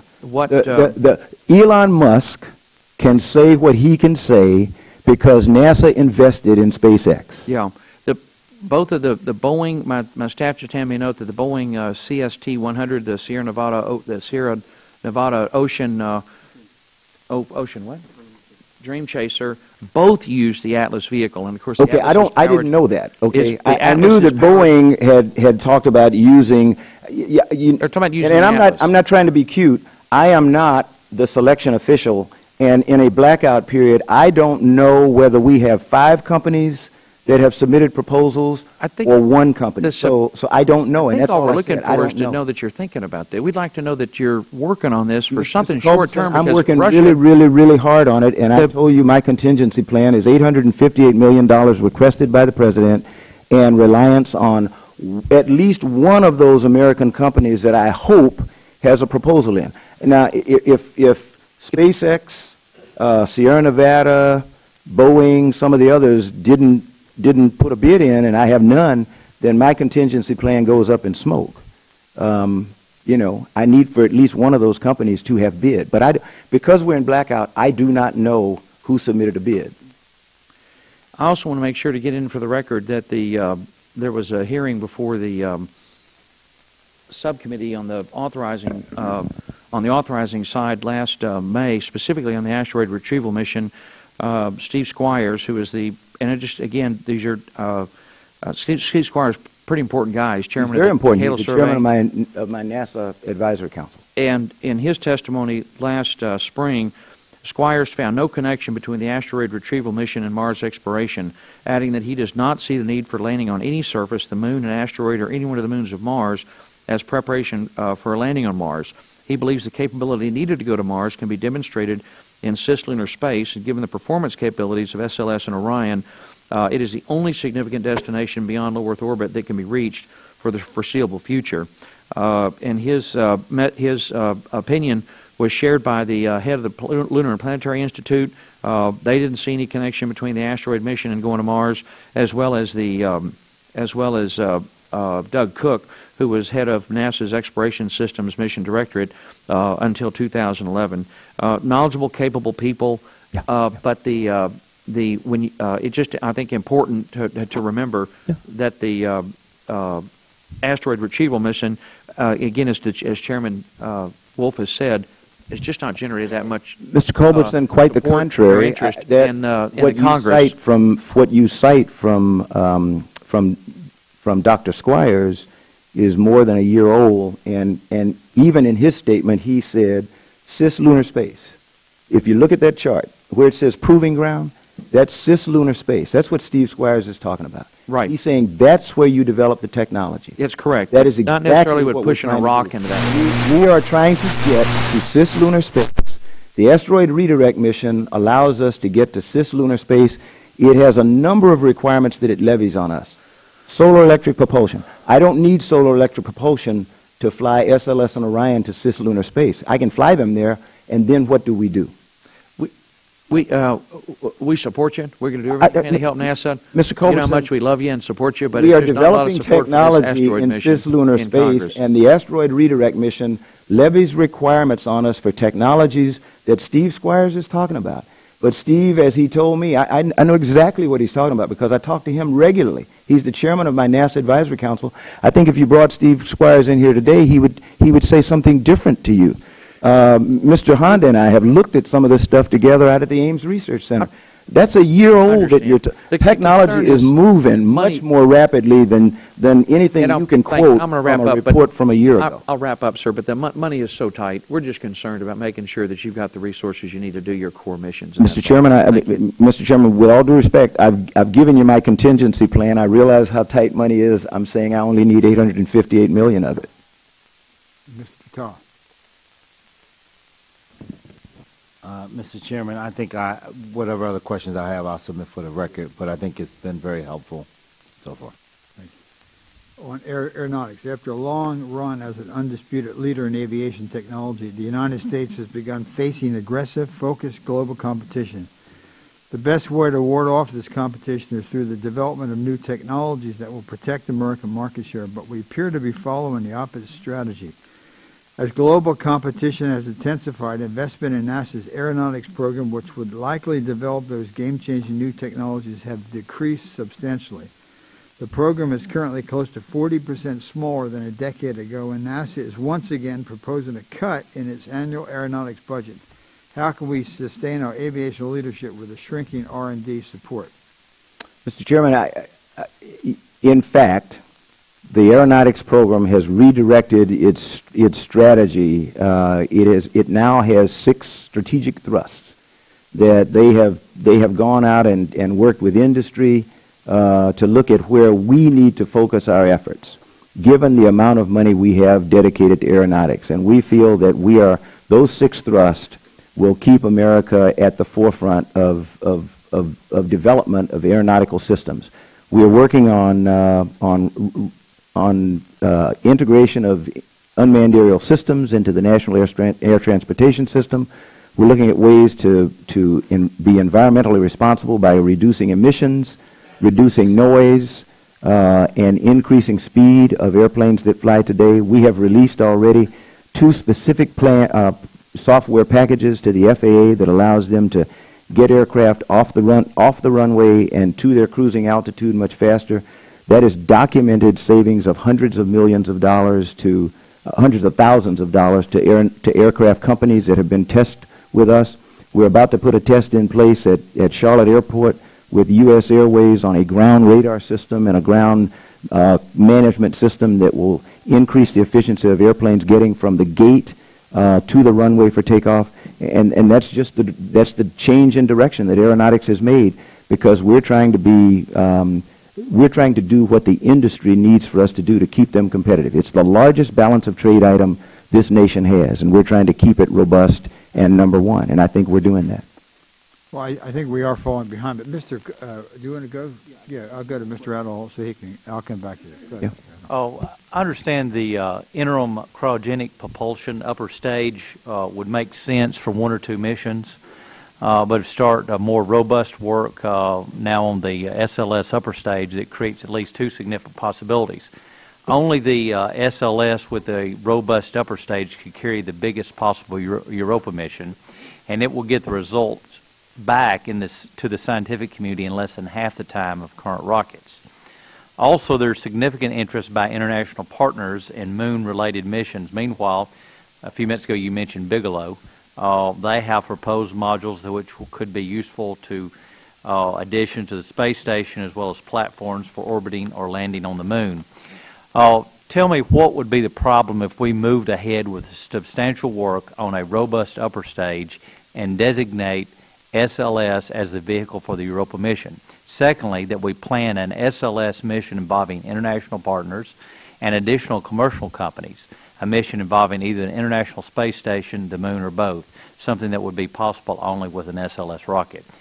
Do you believe there's congressional support for these 2 ideas? I would hope so, because we're embarked upon some of those things that you just mentioned. We don't know yet whether the science community is warming to the use of SLS as a launch vehicle for Europa.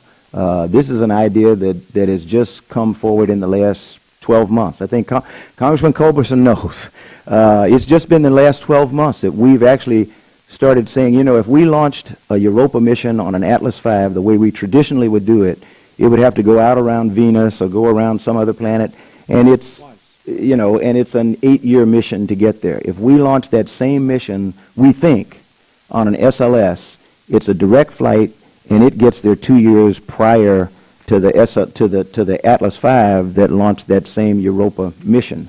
That is a technological gain just by developing SLS. So we are looking at that, but we're not at the stage where we're willing to make that commitment yet. But the science community is trying to warm to that. In terms of why not commit to an upper stage, it's because that would mean that we have decided to abandon an advanced booster. The decision process in which we're engaged right now with SLS is, do we go with an advanced booster to give us the larger capacity, or do we go with an advanced upper stage? You don't need both. And the advanced booster with the interim upper stage, or the advanced booster with something that already exists, would give us 130 metric ton capability. So that is a critical decision that we have to make, and it's a decision that will bear on the industrial workforce or whatever. You know, those are important decisions for a lot of different reasons. When you talked about using collaboration with foreign partners and commercial, that's exactly what we're trying to do. We're going to put a beam, which is a Bigelow module, on the International Space Station next year, 2015, to take a look at it. It'll be heavily instrumented. We'll see how good it is. Can it do what we think it can do?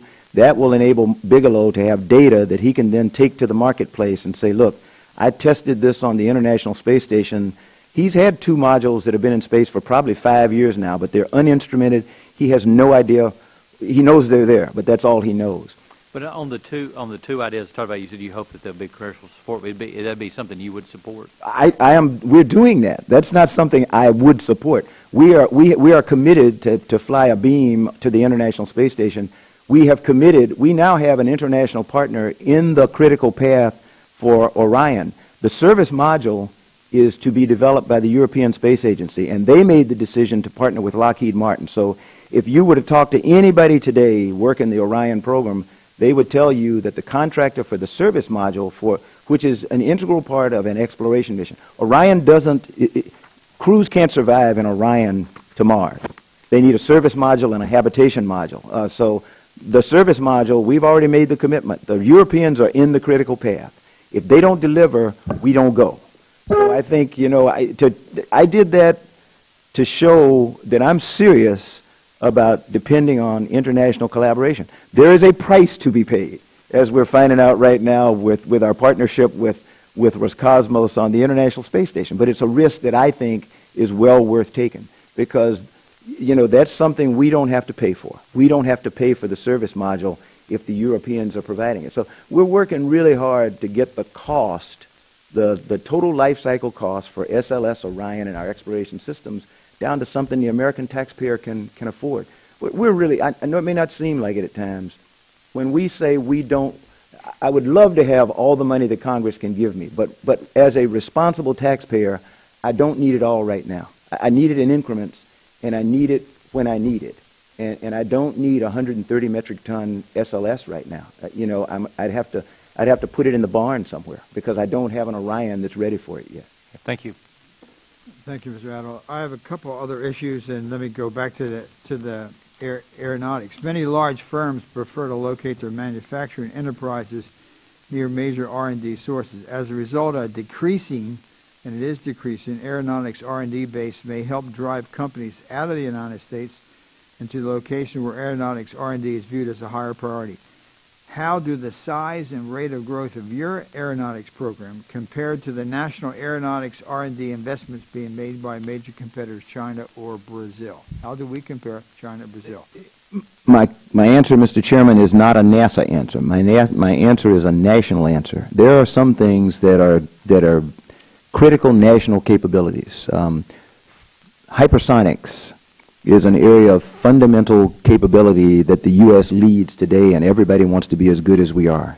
I don't need to tell you, China is putting huge amounts of money into sending kids to college and to graduate school and to postgrad to become experts in fundamental hypersonics so that they can catch the United States. That is not, that's something that NASA works collaboratively and cooperatively with the Department of Defense. The nation needs to decide if hypersonics is important. If it is, then we need to fund it. Right now, the nation, if you look at NASA's budget, which speaks to the Congress and the administration, the combination, I'm not blaming this on anybody. The nation has not decided that hypersonics is of critical importance. I think that fundamental rotary wing aeronautics is of critical importance. Right now, the resident expertise for that is in NASA. But the nation has not decided that, because they neither fund it in NASA or in DOD. And if we continue, I don't know whether Governor Thornburgh is still here. He talked about these stovepipes. If we continue to stovepipe between DOD and NASA and the intelligence community instead of working collaboratively the way that we do so well when allowed to, we are going to lose our lead in fundamental hypersonics and in fundamental rotary wing research. That's an issue bigger than me. That is an issue where the Congress and the administration need to put their heads together at some point and say, okay, what's important to this nation? If you want to call each other names or do whatever we are traditionally doing nowadays, we're going to lose, because many nations are putting big money into fundamental hypersonics to try to catch up with us. But NASA has proposed a cancellation of hypersonics. Mr. Chairman, that is, again, budgets are about choices. In order for me to carry out the aeronautics strategic plan the way that it is laid out, where we are being told that that's not our responsibility. And that's, you know, I can't get people to sit down at the table and say this is a critical national responsibility. I know it is. I understand. But I don't have the power to unilaterally say, okay, I don't care what anybody else says. I'm going to take money from science and put more into aeronautics. I would love to have a $1 billion aeronautics budget the way it used to be. I think the committee has funded aeronautics. Mr. Chairman, please understand me. I'm not being critical of this committee at all. This committee has continued to fund aeronautics at the level that we request. The person I'm blaming is me. I think now, above. if I could find a way, beg pardon? I think above many years we have pushed. Oh, no, I agree with you. I'm saying if I could find a way if I could find a place to take the money that I would like for you to put into aeronautics and not decimate technology development, commercial crew, science, it's an issue of there is a very limited amount of money, as you all continue to say all day. And my job is to try to prioritize. And so for something that is a fundamental national capability, while NASA and the NASA administrator may feel very strongly about that, it would not be smart for me to get into an argument with the science community by taking money out of science and putting it into aeronautics, or taking money out of human spaceflight and putting it into aeronautics. But it is national aeronautics also. We don't disagree on anything that's been said, Mr. Chairman. Follow up to that, Mr. Chairman? To enhance the chairman's question, as he said earlier, just submit a reprogramming request to the chairman. I know he's ready, willing, and able to help you. Make sure Mr. Culbertson, you know what reprogramming means. Reprogramming means take money from this stack and put it in that stack. I don't have another program that because of where hypersonics ranks today in our national portfolio, at least what I'm being told, I don't think it would be wise for NASA to take money out of something else that I think and you all think is equally as critical to put it into hypersonics when in fact it may get cut either by the Congress or somebody else, because I'm now putting it into something that I didn't ask for before. I've got to work with you all to determine how we get more money into aeronautics. It's coming out of my budget. Okay? It's not. This committee is not going to. Well, maybe you will. Maybe I should ask and let you go to some other agency and take the money. But the committee has been above on this issue. And has been above on education, and I've some. Let me move on, and I think we have to leave the room maybe at 1 o'clock. I'm not sure. Maybe we can stay later, but this is a controversial question on premium air travel. A recent Scripps News article documented what appears to be a massive overuse of premium air travel at NASA. Examples in the article include the director of Ames paying more than $14,000 for a first-class ticket. And we're talking about budget priorities, cutting aeronautics, cutting this. The director of Ames paying more than $14,000 for a first-class ticket that would cost less than $200 in coach. And you yourself using a first-class ticket to travel from D.C. to Los Angeles at a cost of $1,600 when coach fares run, I don't know, 3, 4, 5, 6. Mr. Chairman, I would be very happy to show anyone my travel records. This is a case of I'm not sure how they got or where they got the data. I don't travel first class. I do get upgrades because I travel a lot. I just went to, and the staff can go check this. I just went to a 3-day trip to Australia to celebrate the 50th anniversary of the Deep Space Network. Round trip, coach.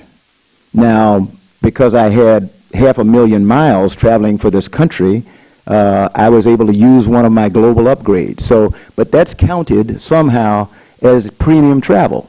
So I can't help how it's accounted for. Well, I don't purchase my office doesn't purchase first-class tickets. Was it accurate in the article that the director of Ames paid more than $14,000 for a first-class ticket? I will take that for the record. If it said that in the report, then the report got that data from somewhere. But because they're wrong about my travel, I don't accept anything about the travel of anybody else in the agency. Would you look on and that? We are looking into it. The IG is looking into it. We have I Yeah. think we want to know, it's also my understanding that NASA has stopped responding to requests from the press regarding upgraded airline tickets for thousands of flights.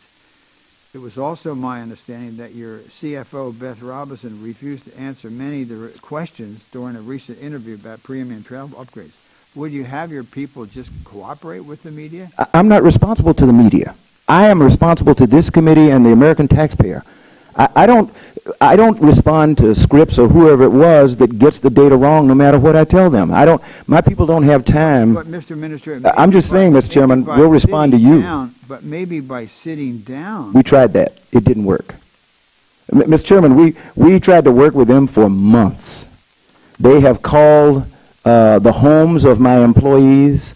They have done everything, but they don't like the answer they get when they talk to the traveler. You know, when I started out in the Marine Corps, if you travel more than 9,000 miles, you rated business class, and you got a business class ticket.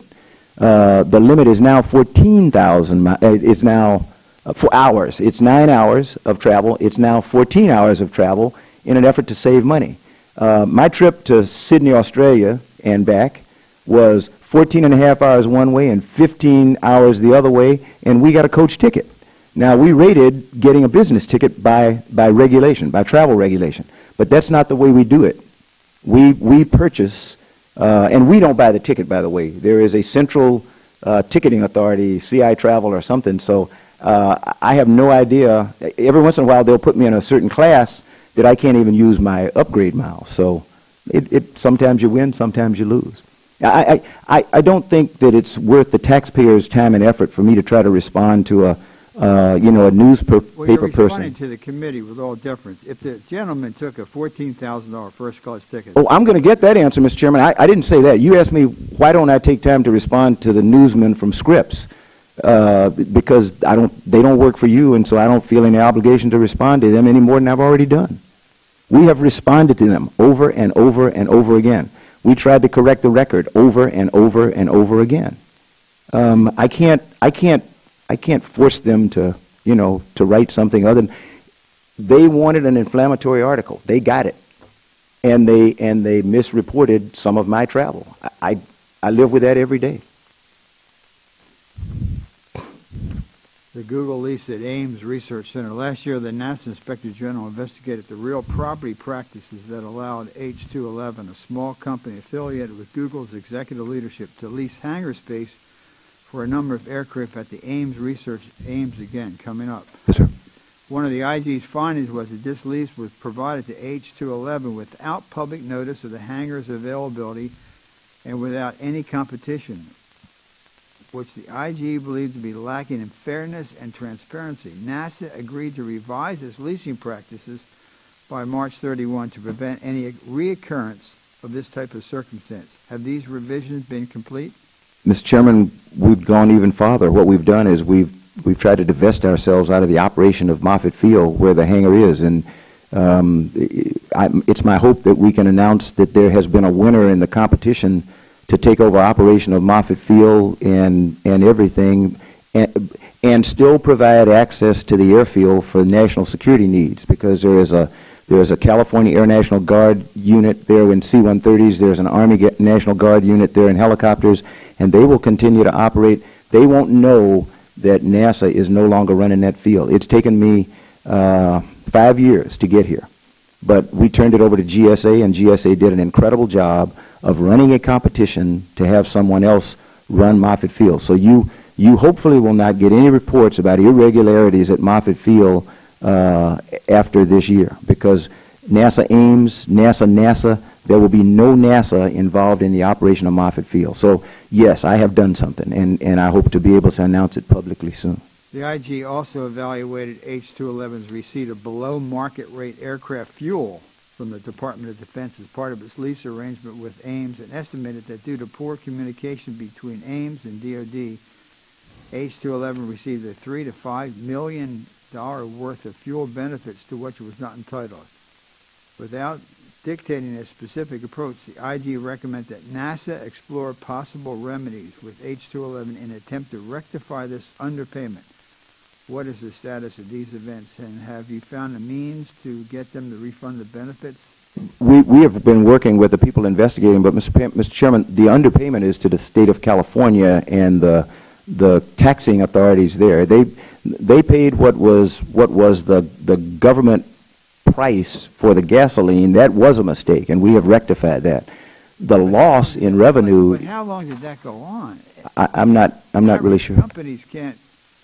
I mean, that should. Mr. Chairman, that was a miscommunications between DOD and Ames, and we have rectified that. As I said again, that practice is no longer there. They now pay commercial rate for fuel. The recoupment of funds is actually something that the state of California and the local taxing authority will have to do. The U.S. taxpayer did not lose any money. They didn't lose any tax revenue there because it's a, but that's the loss is tax revenue. The OIG recently completed a review of NASA's use of mobile IT devices, including smartphones, tablets, and cell phones. One major finding was that NASA has no accurate inventory, this is the IG, of all of its mobile devices, meaning that the agency may be unaware of devices that have gone missing, is paying for services that aren't being used, and may not have been installed necessary security software on all active devices. How did the need for something as fundamental as an inventory of devices go unaddressed at NASA for so long? Mr. Chairman, since I've been the NASA administrator, we have been looking at all of these issues and we have been trying to rectify it. So what we're doing now is that we are establishing a much more accurate inventory of all the IT devices that we have. Some people are being asked to turn in IT devices if they have multiples that we don't feel are appropriate. And all I can tell you about is what our path forward is. We're trying to rectify these problems. Well, I think it's shoddily run. And also the staff just said Google won the Moffett Field competition at Ames. Do you wonder why the American people are losing confidence in the government? I mean, that... Mr. Chairman, the point to Ames is it was a lawful, legal competition run by the General Services Administration, not NASA. Yeah. So if Google, and I don't think it's Google, to be quite honest. I think it is a subsidiary. I think it's, what is it, Space Partners or something like that? Planetary Ventures. But NASA did not run that competition. We got out of it and gave it to the General Services Administration as the nation's landlord. And GSA ran the competition. It was a legal, open, fair competition, and the winner was the winner. We didn't have anything to do with that. Google to restore Hangar 1 and operate... To save the American taxpayer $68 million. Yeah. I haven't interrupted you. I'm sorry. If I may. On Monday, federal officials announced they have chosen a Google subsidiary to restore landmark Hangar 1 at Moffett Field and assume control of the airfield's two runways. I think it borders on being shocking, and I can see this is why the American people just say, getting breaks on aviation fuel. The average company doesn't get that. The average American citizen doesn't get it. Getting breaks on hangars. It's just not appropriate. I mean, from the values it's just not appropriate. Now, let me move on. We're going to have other questions for the record. Last two questions. I'm going to go to Mr. Fatah, see if he has any close. Currently, Wallops Island supports 50% of all U.S. launches to the International Space Station, yet it has received less than 5% of the infrastructure investment that Kennedy Space Center has received from NASA over the last 5 years. For example, KSC has received nearly $700 million infrastructure upgrades under the 21st Century Space Launch Complex program, while Wallops received $5 million. It's my understanding that Wallops has a number of urgent needs, including infrastructure upgrades and a need for expanded payload processing facilities, given the increased use of this important NASA range. Why is there such a large, somewhat discrepancy, but a large discrepancy in the infrastructure upgrades between KSC and Wallops over the last 5 years, and what are your plans on investing in Wallops? Primarily reason is because KSC is a federal facility, and the money spent down there for the 21st Century Launch Complex is for Launch Complex 39B, where we intend to launch NASA missions. It is not a commercial launch facility. The facility at Wallops is a commercial launch facility that belongs to the state of Virginia and is run by Mars, the Mid-Atlantic Regional Spaceport. And we don't, we entered into a Space Act agreement with them. Orbital Sciences gave them money. That is a state of Virginia enterprise. That's not a federal enterprise. So that's the primary reason for the difference in amount of money being spent. I will say, in order to make Mars, to help Mars be able to launch Antares for orbital, NASA did in fact lend people, expertise, and equipment to try to finish the launch complex at Wallops. That was not something we had to do because that's a commercial space venture belonging to the state of Virginia. It's on federal land, but it is not a federal facility. So that's the big difference. Employees are down there? At Wallops? I'll take it for the record, sir, but most of them don't, none of them work on the commercial launch facility. That's Mars. That's a state of Virginia facility. So we should, I will take it for the record, I hope I don't have any NASA employees working on the launch facility there. The FY 2014 House report directs NASA to make Space Act agreements available in an online database similar to other federal contracts. The committee direction corrects a long-standing gap in transparency in agency contracts and will go a long way towards ensuring better oversight and accountability. Is NASA on track to comply with this directive to post information about these contracts, including a description of the signatories, duration, purpose, and dollar value within 180 days as directed by? We are in the process of making that happen, and we are starting with funded Space Act agreements. I think the committee's request, if I remember correctly, was about unfunded Space Act agreements and NASA money that went toward those. But we felt that it was more urgent to show the taxpayer where the taxpayer money was going, because funded Space Act agreements are those that we put money into. An unfunded Space Act agreement, and we have probably hundreds of those, all of our Space Act agreements will be in this database that will be available. Now, what they won't be able to see is they won't have access to some of the details of the agreement itself, either because they're procurement sensitive or something else. But the basic data that will allow any taxpayer to see where NASA is spending taxpayers' funds should be available on that website. Okay. Mr. Patel. Thank you, Mr. Chairman. Aeronautics, I agree with the chairman, is a very important issue, and the FAA has said that this year has been the safest on record in terms of flights.